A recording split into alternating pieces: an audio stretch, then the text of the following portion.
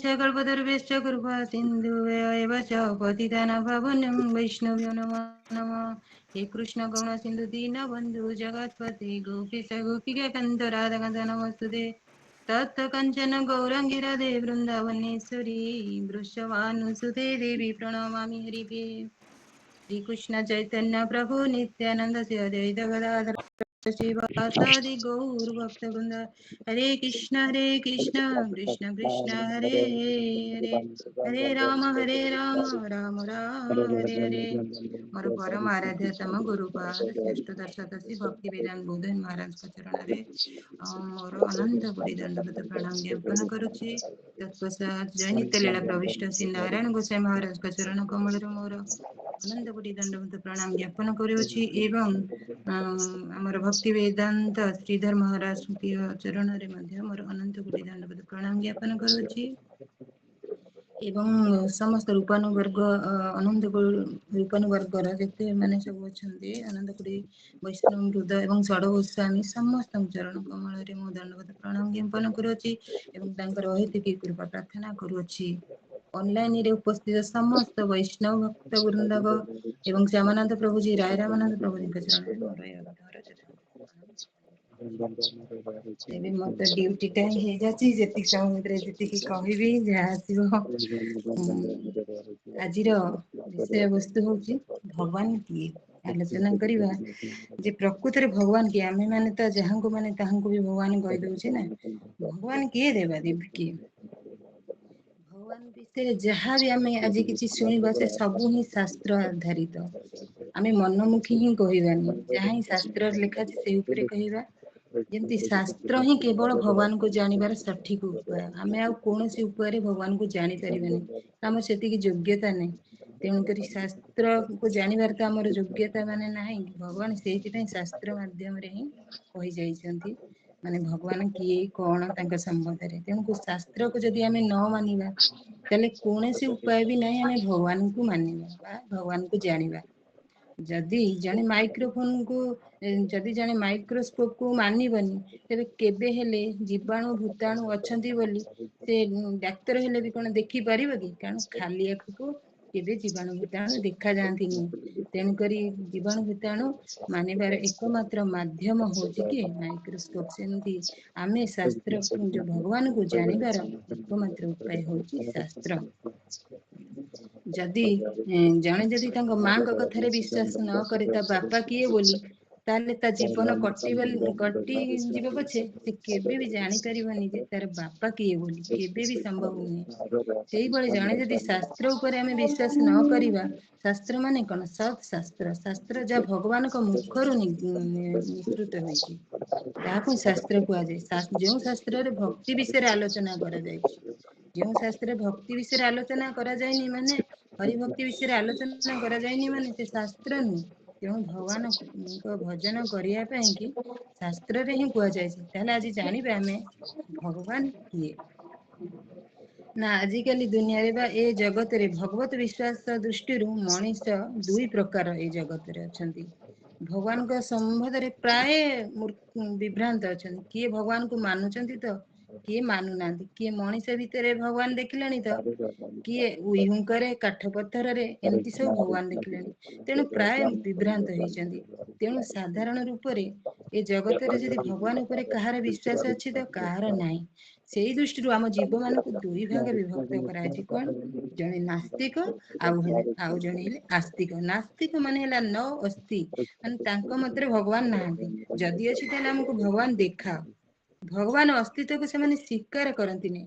जो माने किए से माने हेले हेतुवादी जो माने कहते भगवान तो नाहांती भगवान को लोक माने तैयारी करी रखिछंती। ए सब माने किए हेले मूर्ख अभागा। कारण भगवान गीतारे निजे कहिसंती अवजानन्ति मामुढ़ा मानुषं तनु आश्रितम परं भाव भजनंतो मम भूत महेश्वरम।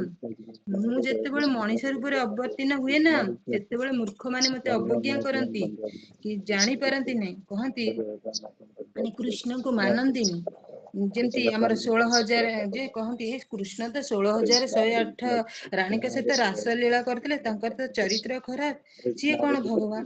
ଯେମିତି ଆମର ଆଉ ଜଣେ ଅଛନ୍ତି ଆର୍ଯ୍ୟ ସମାଜର ପ୍ରତିଷ୍ଠାତା ଦୟାନନ୍ଦ ସରସ୍ୱତୀ ମଧ୍ୟ ଥରେ କହନ୍ତି, ମୁଁ ଗୀତାର କୃଷ୍ଣଙ୍କୁ ମାନୁଛି କିନ୍ତୁ ଭାଗବତର କୃଷ୍ଣଙ୍କୁ ମାନୁନି। ଗୀତାର କୃଷ୍ଣ କଣ ନା ବଡ ବଡ ଉପଦେଶ ଦେଇଛନ୍ତି, ମନୁ କେମିତି ସଂଯମ କରାଯିବ, ସତିକାର କରିବ, ନୀତି ନିୟମରେ କେମିତି ସବୁ ଚଳିବ, ଏସବୁ ହିଁ କୁହାଯାଇଛି। କିନ୍ତୁ ଭାଗବତର କୃଷ୍ଣ କଣ, କୋଉଠି ଚୋରି କଲେଣି ତ କୋଉଠି ରାସଲୀଳା କଲେଣି, କୋଉଠି ପୂତନାକୁ ମାରିଲେଣି ତ କୋଉଠି ଅଘାସୁରକୁ ମାରିଲେଣି।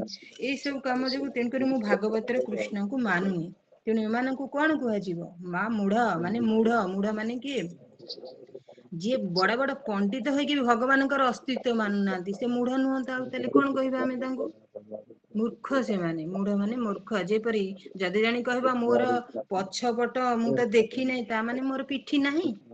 ଆମେ ଆମ ପଛପଟକୁ ଦେଖି ପାରୁନୁ, ତା ମାନେ କଣ ଆମର ପିଠି ନାହିଁ? ପିଠି ଅଛି ନା। ସେମିତି ଭଗବାନ ସତ୍ତାକୁ ଯିଏ ଗ୍ରହଣ କରୁନାହିଁ, ତା ଠାରୁ ମୂର୍ଖ ଏ ଦୁନିଆରେ ଆଉ କେହି ନାହିଁ। ଯେତେ ପାଠ ପଢିଲେ କଣ ହବ? ପାଠର ମୂଳକୁ ତ ସେ ବୁଝିଲା ନାହିଁ ନା। ଯେମିତି ଜଣେ ଅ ଆ ଆସୁନି, ଯେତେ ଇଂଲିଶ କହିଲେ କଣ ଲାଭ ହବ? ତାକୁ ତ ବେସିକ ତ ତାକୁ ଜଣା ନାହିଁ ନା। ଅବଜାନନ୍ତି ମାନେ ସେ ମତେ ଜାଣି ପାରନ୍ତିନି। ଭଗବାନ କହୁଛନ୍ତି ସେ ମତେ ଜାଣି ପାରନ୍ତି ନାହିଁ, ଅବଜ୍ଞା କରନ୍ତି, କହନ୍ତି ଭଗବାନ କେହି ନାହାନ୍ତି। ପରଂ ଭାବ ଭଜାନନ୍ତୁ, ମୋର ଯେଉଁ ପରମ ଭାବ, ମୁଁ କଣ ଭାବ ନେଇ ଜଗତକୁ ଆସିଛି, କାହିଁକି ଏମିତି କାର୍ଯ୍ୟ କରୁଛି, 100 କୋଟି ଗୋପୀଙ୍କ ସହ କାହିଁକି ମୁଁ ନୃତ୍ୟ କରୁଛି, 16,108 ନାରୀଙ୍କୁ କାହିଁକି ବିବାହ କଲି, ପୂତନାକୁ ମୁଁ କାହିଁକି ମାରିଲି, ଏ କର୍ମର ଭାବକୁ ସେମାନେ କେମିତି ବୁଝିବେ? କାରଣ ମମ ଭୂତ ମହେଶ୍ଵର, ମୁଁ ହେଲି ସର୍ବଭୂତଙ୍କ ମହେଶ୍ଵର, ସମସ୍ତଙ୍କର ମୁଁ ହେଲି ଈଶ୍ଵର।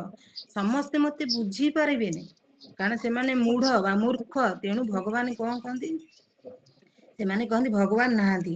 ତାହେଲେ ଯେଉଁମାନେ ଶରଣାଗତ ହଅନ୍ତିନି, କେଉଁମାନେ ଶରଣାଗତ ହଅନ୍ତିନି ଭଗବାନଙ୍କର, ଭଗବାନଙ୍କୁ ମାନନ୍ତିନି, ସେମାନଙ୍କ ବିଷୟରେ ଭଗବାନ ଗୀତାରେ କହୁଛନ୍ତି, ନାମଂ ଦୁଷ୍କୃତିନଂ ମୂଢା ପତ୍ପଦନ୍ତେ ନରାଧମ, ମାମହ୍ୟ ପ୍ରଭୁତ ଜ୍ଞାନ ଅସୁରଂ ଭାବମାଶ୍ରିତ।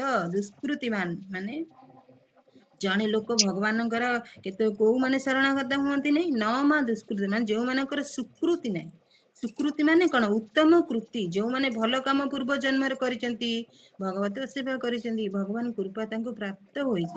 ତାର ଓଲଟାଟା ହେଲା ଦୁଷ୍କୃତି, ଯେ ଜୀବନ ସାରା କେବଳ ଖରାପ କାମ କରେ, ସେଇମାନେ ହିଁ ମୋର ଶରଣାଗତ। ସେଇ ଦୁଷ୍କୃତି ମାନେ କେତେ ଜଣ ନା 4 ଜଣ। କିଏ କିଏ ନା ନରାଧାମ, ମାୟା ଅପହୃତ ଜ୍ଞାନ, ଏବଂ କିଏ ଅସୁର ସ୍ୱଭାବର ତ ଯୋଉମାନେ ଅଛନ୍ତି, ଏବଂ ମୂଢ। ନରାଧାମ ମାନେ କିଏ? ନର ଭିତରେ ଯିଏ ଉତ୍ତମ, ଯେମିତି ନରୋତ୍ତମ, ସେମିତି ନର ଭିତରେ ଯିଏ ଅଧମ ହଉଛନ୍ତି ସେ ନରାଧାମ। ମଣିଷ ଶରୀର ପ୍ରାପ୍ତ ତ କରିଛନ୍ତି, କିନ୍ତୁ ତାଙ୍କର ଆଚରଣ କଣ? ପଶୁ ଭଳି କାର୍ଯ୍ୟ। ସେମିତି ମାୟା ଦ୍ଵାରା ଅପହୃତ ଜ୍ଞାନ, ମାନେ ଯାହାର ମାୟା ଦ୍ଵାରା ଜ୍ଞାନ ଅପହୃତ ହେଇଯାଇଛି, ମାନେ ସେ ମାୟା ଦ୍ଵାରା ଏପରି ପେଶୀ ହେଇଯାଇଛି, ମନେ ମନେ ଭାବୁଛି ମୁଁ ହିଁ ସର୍ବସେବା, ମୁଁ ତ ଆକାଶରୁ ପଡିଗଲି, ମୁଁ ତ ଘର ଦ୍ୱାର କଲି, ମୁଁ ତ ସବୁ କିଛି କରୁଛି, ତାହେଲେ ଭଗବାନ କିଏ? ଆମେ ତାଙ୍କୁ କାହିଁ ମାନିବା? ମାୟା ଦେବୀ ତାଙ୍କର କଣ? ଜ୍ଞାନ ଟାକୁ ଅପହୃତ କରିଦେଇଛନ୍ତି। ମୂଢ, ନରାଧାମ, ମାୟା ଦ୍ୱାରା ଅପହୃତ ବ୍ୟକ୍ତି ହିଁ ଦୁଷ୍କୃତି ବ୍ୟକ୍ତି।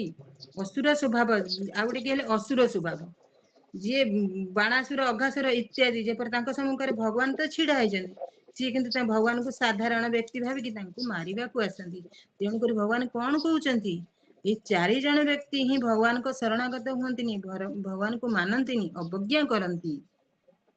ଯେତେବେଳେ OS ଅଫିସର ଯଦି ଜଣେ ଭଗବାନଙ୍କୁ ମାନୁନାହାନ୍ତି, ତାଙ୍କୁ କଣ ସେ IAS ଅଫିସର ହଉ କି OS ଅଫିସର ହଉ, ଯେତେ ବଡ ପଦବୀ ହଉ, ସେ ଭଗବାନଙ୍କୁ ମାନୁନି ନା, ତାହେଲେ ତାକୁ ନରାଧମ, ମୂଢ ବା ମୂର୍ଖ ବୋଲି କୁହାଯିବ।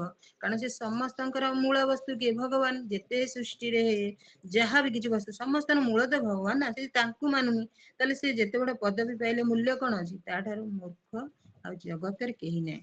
ତାହେଲେ ଏମାନେ ଭଗବାନଙ୍କୁ କାହିଁକି ଜାଣିପାରନ୍ତି ନାହିଁ? ନା କାରଣ ଭଗବାନ କହୁଛନ୍ତି ସମସ୍ତଙ୍କ ସମ୍ମୁଖରେ ମୁଁ ନିଜକୁ ପ୍ରକାଶ କରେ ନାହିଁ। କାରଣ ଭଗବାନ କଣ ଏତେ ଶସ୍ତା କି? ନାହଂ ପ୍ରକାଶ ସର୍ବସ୍ୟ ଯୋଗମାୟା ସମାବୃତ। ଭଗବାନ କହିଲେ ଯୋଗମାୟା ମାନେ ଯୋଗମାୟା ଦ୍ଵାରା ନିଜକୁ ମୁଁ ଏମିତି ଆବୃତ କରି ରଖିଛି ଯେ ମତେ ସମସ୍ତେ ଜାଣିପାରିବେ ନାହିଁ। ଗୋଟେ ସ୍ତ୍ରୀ ନିଜ ସ୍ଵାମୀ ପାଖରେ ଯେମିତି ସବୁ କିଛି ପ୍ରକାଶ କରିବ ନା, ଆଉ କଣ ଯାହା ମାନେ ତାହା ଆଗରେ ସବୁ କିଛି ପ୍ରକାଶ କରିଦେବ କି? କଣ ହାଟ ମଝିରେ ବ୍ରହ୍ମ ଜ୍ଞାନ କରିବ କି? ସେଇଭଳି ଭଗବାନ ସମସ୍ତଙ୍କ ହୃଦୟରେ ସମସ୍ତଙ୍କ ପାଖରେ ତାଙ୍କ ହୃଦୟର କଥାଟା ପ୍ରକାଶ କରନ୍ତି ନାହିଁ କି ସ୍ୱରୂପ ମଧ୍ୟ ପ୍ରକାଶ କରନ୍ତି ନାହିଁ। ଯେପରି ସୂର୍ଯ୍ୟ ଉଦୟ ହେଲେ ସୂର୍ଯ୍ୟ କିରଣ ଦ୍ୱାରା ମଣିଷ ସୂର୍ଯ୍ୟକୁ ଦର୍ଶନ କରିପାରିବ ନା? ସୂର୍ଯ୍ୟ କିରଣ ପଡିଲେ ତ ଆମେ ସୂର୍ଯ୍ୟକୁ ଦର୍ଶନ କରିବା ନା, ନହେଲେ କେମିତି ରାତିରେ କଣ ଆମେ ସୂର୍ଯ୍ୟ ଦର୍ଶନ କରିଦେବା କି? କାରଣ ସୂର୍ଯ୍ୟ ତ ଆମ ସମ୍ମୁଖରେ ଆସିନାହାନ୍ତି, ତେବେ ଆମେ ସୂର୍ଯ୍ୟକୁ କେମିତି ଦର୍ଶନ କରିବା? ସେଇଭଳି ଭଗବାନଙ୍କ କୃପା ବିନା ଭଗବାନଙ୍କ ସ୍ୱରୂପକୁ ଆମେ ଦର୍ଶନ କରିପାରିବା ନାହିଁ। ଆଜିକାଲି ତ କିଏ ସାପ ବେକରେ ପକେଇଲାଣି, କିଏ ନିଜକୁ ଭଗବାନ ମାନିଲାଣି, ତ କିଏ ଯାଦୁ କଲାଣି ଭଗବାନଙ୍କୁ ମନେ ମନେ ଭାବୁଛି ଯେ ମୁଁ ଭଗବାନ ବୋଲି। ଲୋକମାନେ ବି ତାଙ୍କୁ ଭଗବାନ ମାନୁଛନ୍ତି। ଏପରି ଭଗବାନଙ୍କୁ ମାନିବା ଅପେକ୍ଷା ତ ଭଗବାନଙ୍କୁ ନ ମାନିବା ହିଁ ଭଲ। ତେଣୁକରି ଚୈତନ୍ୟ ଭାଗବତରେ କଣ କହିଛି? ଈଶ୍ୱର କୃପାଲେଶ ହଏତ ଯାହାର ସେଇତ ଈଶ୍ୱର ତତେ ଜାଣିବାର ପାରେ। ଅର୍ଥାତ ଭଗବାନ କୃପା ଯାହାଙ୍କ ଉପରେ ହେବ ନା, କେବଳ ସେ ହିଁ ଭଗବାନ ତତ୍ଵକୁ ଜାଣିପାରିବ। ନାସ୍ତିକ ମାନେ ତାଙ୍କର ଜୀବନର ଅଭାବରେ ବା ତାଙ୍କର ଜ୍ଞାନର ଅଭାବରେ ନିଜର ମୂର୍ଖତା ପାଇଁ ଭଗବାନଙ୍କୁ ଜାଣିବା, ମାନେ ନାସ୍ତିକ ମାନେ କଣ, ତାଙ୍କର ଜ୍ଞାନ ଅଭାବ, ତେଣୁକରି ସେମାନଙ୍କୁ ଭଗବାନଙ୍କ ଜାଣିବାରୁ ବଞ୍ଚିତ ହୁଅନ୍ତି। ଯେତେ ବଡ ଆଇଏଏସ୍ ଅଫିସର ହେଲେ ବି କଣ ହେଲା, ଜଣେ ଯଦି ଭଲ କ୍ରିକେଟର ହବ ମାନେ କିଛି ନାହିଁ। ଆଇଏଏସ୍ ଅଫିସର ହବା ଗୋଟେ ମାନେ କୌଶଳ, କ୍ରିକେଟର ହବା ଗୋଟେ ହଉଛି କୌଶଳ। ତେଣୁକରି ଜଣେ ଆଇଏଏସ୍ ଅଫିସର ହେଲା ବୋଲି ଗୋଟେ ଭଲ କ୍ରିକେଟର ହବ ବୋଲି ମାନେ ନାହିଁ।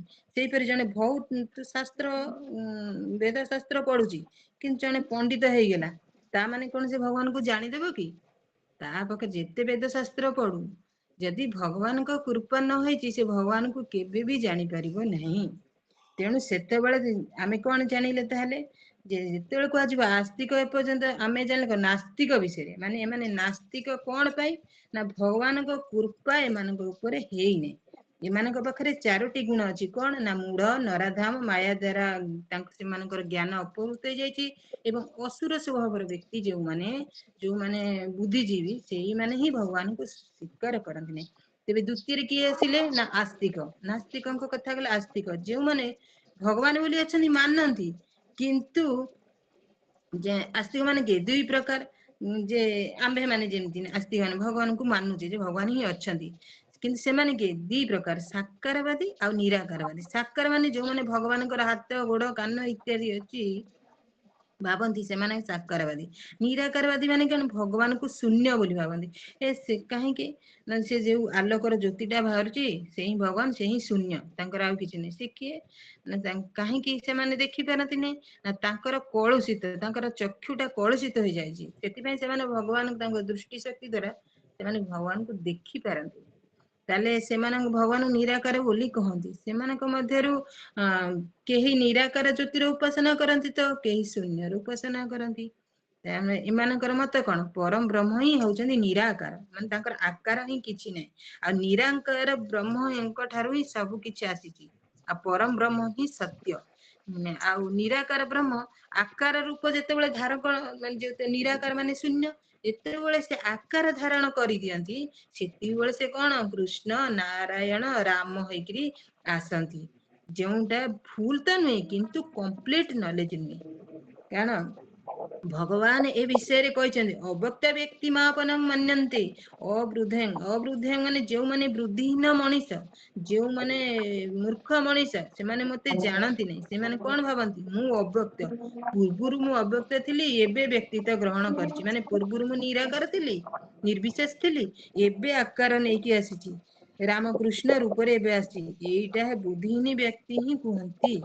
କାରଣ ଉତ୍ତମ ଏବେ ମୋର ପରମ ଭାବକୁ ସେମାନେ, ମାନେ ମୋର ଯୋଉ ଉତ୍ତମ ଭାବ ଅବୟ, ଯୋଉମାନେ ମୋର ମୂଳରୁ ହିଁ ସ୍ୱଭାବ ଅଛି ବା ପରମ ଭାବ ଅଛି, ସେମାନେ ମତେ ଜାଣନ୍ତି ନାହିଁ। ମତେ ଜାଣିବାରେ ଏ ପୃଥିବୀରେ 2 ପ୍ରକାର ମଣିଷ। ସେମାନେ ହେଲେ କଣ? ଏ ଯୋଉ ଆସ୍ତିକ ଓ ନାସ୍ତିକ। ଆସ୍ତିକ ମାନେ ମଧ୍ୟ 2 ପ୍ରକାର। ସେମାନେ କେମିତି ହେଲେ? ନିରାକାର ଏବଂ ସାକାରବାଦୀ। ନିରାକାରବାଦୀ ମାନେ କି? ଭଗବାନଙ୍କ ଆକାରକୁ ଯୋଉମାନେ ମାନନ୍ତିନି। ସାକାରବାଦୀ ମାନେ କି? ଭଗବାନଙ୍କ ଆକାର ମାନନ୍ତି, କିନ୍ତୁ ନିରାକାରବାଦୀ ତ ଭଗବାନଙ୍କୁ ମାନନ୍ତିନି, ସାକାରବାଦୀ ତ ଭଗବାନଙ୍କ ଆକାରକୁ ମାନନ୍ତି। କିନ୍ତୁ ଆଶ୍ଚର୍ଯ୍ୟର କଥା, ଏ କଳି ଯୁଗରେ କିଛି ଅଛନ୍ତି ସାକାରବାଦୀ, ସେମାନେ କଣ କରନ୍ତି? ଅଧିକାଂଶ ନିରାକାରବାଦୀଙ୍କ ଠାରୁ ବି ମୂର୍ଖ ଅଟନ୍ତି। କେମିତି ନା ଏମାନେ ଭଗବାନ ରୂପଙ୍କୁ ମାନନ୍ତି, ଯେ ଭଗବାନଙ୍କର ରୂପ ଅଛି, ଭଗବାନଙ୍କର ଠିକ ରୂପକୁ ମାନନ୍ତିନି। ତାଙ୍କୁ ଜଣା ନାହିଁ ଯେ ଭଗବାନ କିଏ। ଭଗବାନଙ୍କର ମାନେ ସ୍ୱରୂପଟା କେମିତି। ତେବେ ଆଜିକାଲି ଯେମିତି କିଏ ବାବାଙ୍କ ପାଦରୁ ମହୁ ବାହାରିଲାଣି ତ, କୋଉଠୁ ହାତରେ ଲଡୁ ବାହାର କଲେଣି, ଶାଳଗ୍ରାମ ବାହାର କଲେଣି, ତାଙ୍କୁ ଭଗବାନ ମାନ ନଉଛନ୍ତି। କିନ୍ତୁ ଉଇହୁଙ୍କର ଯଦି ସାପ ବାହାରିଲା, ତେବେ ଉଇକାଙ୍କୁ ମାନିଲେଣି ଭଗବାନ। ପଥରରେ କିଏ ଯଦି ସିନ୍ଦୁର ବୋଳି ଦେଲା, ତାଙ୍କୁ ହିଁ ମାନି ନଉଛନ୍ତି ଭଗବାନ।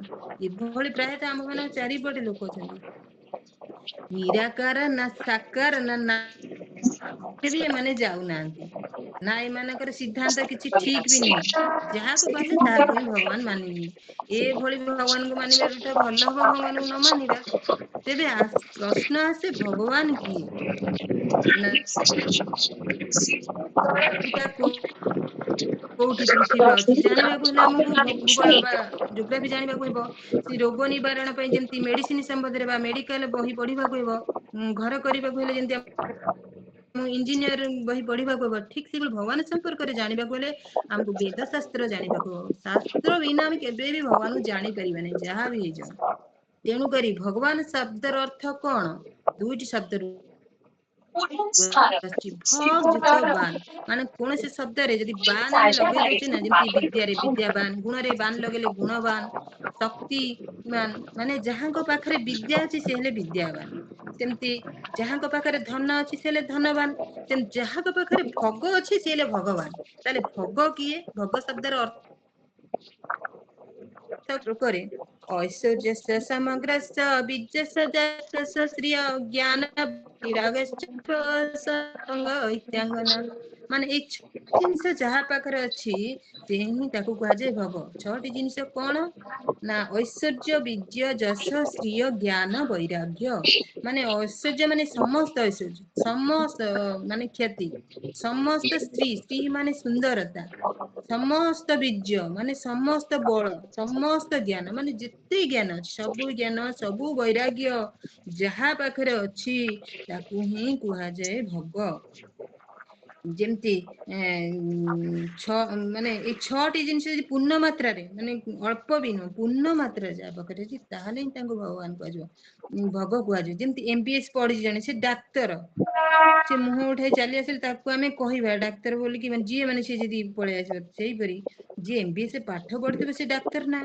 ଯେମିତି ଯାହା ପାଖରେ 6ଟି ଜିନିଷ ଥିବ ତାକୁ ଆମେ ଭୋଗ କହିବା ନା ଆଉ। ତେଣୁ ଭୋଗ ହଉଛି ଏଇ 6ଟି ଜିନିଷ, ଯାହା ପାଖରେ ଥିବ ତାକୁ ହିଁ ଆମେ ଭଗବାନ କହିବା। ଏଇ 6ଟି ଜିନିଷକୁ ହିଁ ଭୋଗ କୁହାଯାଏ। ଆଉ ଯେମିତି ଗୁଣ ଯାହା ପାଖରେ ଥାଏ ତାକୁ ଗୁଣବାନ କୁହାଯାଏ, ସେମିତି 6ଟି ଭୋଗ ଯାହା ପାଖରେ ଥାଏ ତାକୁ ଭଗବାନ କୁହାଯାଏ। ଯେମିତି ଆମ ଭାରତରେ ଅବିକା ସବୁଠାରୁ ବଡ ଧନୀ କିଏ? ମୁକେଶ ଅମ୍ବାନୀ। କିନ୍ତୁ ଆମ ପାଖରେ ଧର, ମୋ ପାଖରେ ମନେକର 100 ଟଙ୍କା ଅଛି, ସେଇଟା କଣ ମୁକେଶ ଅମ୍ବାନୀର କି? ନା ମୋର? ମୋ ପାଖରେ ଯେଉଁ ଟଙ୍କାଟି ଅଛି ସେଇଟା କାହାର? ଭଗବାନଙ୍କର। ଏଇ ପୃଥିବୀରେ ଯେତେ ଧୂଳିକଣା ଠାରୁ ଆରମ୍ଭ କରି ଗାଡି ମଟର ଘର ଯାହା ଦେଖୁଛ ନା, ଏ ସବୁ ହିଁ ଭଗବାନଙ୍କର ଅଧିକାର ଅଛି। ଯେମିତି ଆମେରିକା ଯଦି ଯେତେ ବଡ ଧନୀ ରାଷ୍ଟ୍ର ହଉ, ସିଏ କଣ କାହାର? ତେବେ ଭୁବନେଶ୍ୱର ଟା କଣ ଆମେରିକାର କି? ସେ ଆମେରିକା ଯେତେ ଧନୀ ରାଷ୍ଟ୍ର ହେଇଗଲେ ବି ଆମର ଯୋଉ ଭୁବନେଶ୍ୱର ଓଡିଶାର ରାଜଧାନୀ, ସେ କଣ ଆମେରିକାର କି? କିନ୍ତୁ ଭାରତ ଆମେରିକା ସବୁ କିଛି ଯାହା ବି 14 ବ୍ରହ୍ମାଣ୍ଡ ଯାହା କିଛି ଦେଖୁଛ, କିନ୍ତୁ ସେ ସବୁ ଭଗବାନଙ୍କର ଅଧିକାର। ଏଇଟା ହିଁ ହଉଛି ଐଶ୍ୱର୍ଯ୍ୟ। ମାନେ ବଳ ତାହେଲେ କାହାକୁ କୁହାଯାଏ?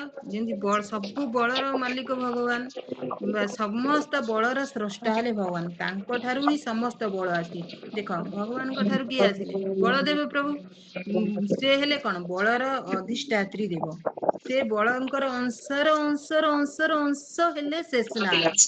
ମାନେ ଚିନ୍ତା କରନ୍ତୁ, ଯିଏ କି 14 ବ୍ରହ୍ମାଣ୍ଡ ବା କୋଟି କୋଟି ବ୍ରହ୍ମାଣ୍ଡକୁ ମୁଣ୍ଡରେ ଧରିଛନ୍ତି। ସୋରିଷ ଧାନ ଭଳି ତାଙ୍କୁ ମାନେ ଲାଗୁଛି କୋଟି କୋଟି ବ୍ରହ୍ମାଣ୍ଡ। କେତେ ବଳ ଜାଣନ୍ତୁ। ତାହେଲେ ଯୋଉମାନେ ନିଜକୁ ଭଗବାନ କହୁଛନ୍ତି, ଏଇଠି କୋଶ୍ଚିନ୍ ଆସେ, ଯୋଉମାନେ ନିଜକୁ ଭଗବାନ କହୁଛନ୍ତି ତାଙ୍କୁ କୁହନ୍ତୁ ତ ତାଙ୍କ ପାଖରେ ଏତେ ବଳ ଅଛି? ତାଙ୍କୁ ମାପନ୍ତୁ, ଜାଣିବେ ଭଗବାନ କି ନାହିଁ।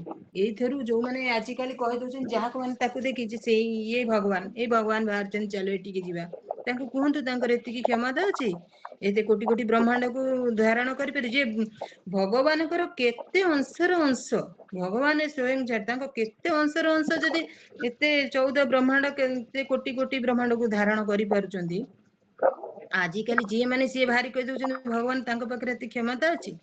ତାହେଲେ ଗଲା ଆମର କଣ ଐଶ୍ୱର୍ଯ୍ୟ, ତାପରେ ଗଲା କଣ ବଳ, ତାପରେ ଆସିଲା ଯଶ। ଯଶ ମାନେ କଣ ଖ୍ୟାତି। ଭଗବାନ କେବେ ଆସିଥିଲେ ଚିନ୍ତା କଲ, କୋଟି କୋଟି ଜନ୍ମ ପୂର୍ବରୁ ଆସିଥିଲେ।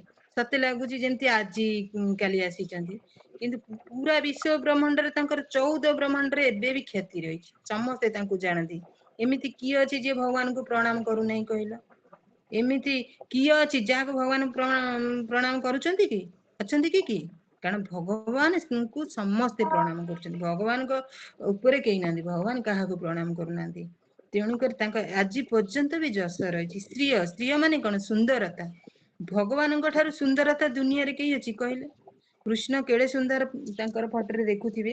ସମସ୍ତ ସୁନ୍ଦରତା ହିଁ ଯାହା ଦେଖୁଛ ସୃଷ୍ଟିରେ ଭଗବାନଙ୍କ ଠାରୁ ହିଁ ଆସିଛି, କମ୍ପ୍ଲିଟ ସୁନ୍ଦର। ଆମ୍ଭେ ମାନେ କାହାର ନାକ ଏମିତି ହେଲାଣି, ତାଙ୍କର ପାଟି ଗୋରା ହେଲେ କଣ, ଯାହା ହେଲେ କିଛି ଡିଫରେନ୍ସ ରହୁଛି, କିଛି କମ ରହୁଛି, କିନ୍ତୁ ଭଗବାନଙ୍କର କିଛି ବାରି ପାରିବନି, ଏତେ ସୁନ୍ଦର। ତେଣୁକରି ଆମର କଣ ହଉଛି ନା, ସୁନ୍ଦର ଦେଖା ହଉଛି, 40-50 ବର୍ଷ ପରେ ଫେର ଚମ ଧୁକୁଡି ଯାଉଛି, ଦାନ୍ତ ଗଳି ପଡୁଛି, ଦର୍ପଣରେ ନିଜକୁ ଦେଖିବାକୁ ମାନେ ଘୃଣା ଲାଗୁଛି। କିନ୍ତୁ ଭଗବାନ ସବୁବେଳେ ନିତ୍ୟ ଯୌବନ। ଏବେ ବି କୃଷ୍ଣ 16 ବର୍ଷ। ତାଙ୍କର କେବେ ଦାଢି ଦେଖିଛନ୍ତି କୌଣସି ଫଟୋରେ? ବୁଢା ଦେଖିଛନ୍ତି? ଚର୍ମ ଧୁକୁଡି ଯାଇଛି ଦେଖିଛନ୍ତି କି? ସବୁବେଳେ ସେ ସୁନ୍ଦର। ଶ୍ରୀୟ, ସମସ୍ତ ଶ୍ରୀୟ ତାଙ୍କ ପାଖରେ, ମାନେ ସମସ୍ତ ସୁନ୍ଦରତା ତାଙ୍କ ପାଖରେ। ଜ୍ଞାନ, ବ୍ରହ୍ମାଣ୍ଡର ସମସ୍ତ ଜ୍ଞାନ ଭଗବାନଙ୍କ ଠାରେ। ଆମ୍ଭ ମାନଙ୍କର ଯଦି ପଚରା ଯାଏ 7 ଦିନ ପୂର୍ବରୁ ରାତିରେ କଣ ଖାଇଥିଲୁ, ଆମେ କହିପାରିବା ନାହିଁ, କିନ୍ତୁ ଆମ ପାଖରେ ଜ୍ଞାନ ଅଛି, କିନ୍ତୁ ଲିମିଟ ଅଛି। କହିପାରିବା କିନ୍ତୁ କିଛି ବି କହିପାରିବା ନାହିଁ। ମାନେ ଧର ଆମେ କହିବା 2 ଗୁଣନ 4 ଆମେ କହିଦେବା, କିନ୍ତୁ 350 ଗୁଣନ 75,056 କହିପାରିବା କି? କାଲକୁଲେଟର ଆମକୁ ମାରିବାକୁ ପଡିବ। କିନ୍ତୁ ଭଗବାନ କୋଟି କୋଟି ଜୀବଙ୍କର, କୋଟି କୋଟି ଜନ୍ମର ଯାହା ସବୁ କର୍ମ ଅଛି, ତାର ହିସାବ ଭଗବାନଙ୍କ ପାଖରେ ଅଛି। ଅଛି ନା ନାଇଁ?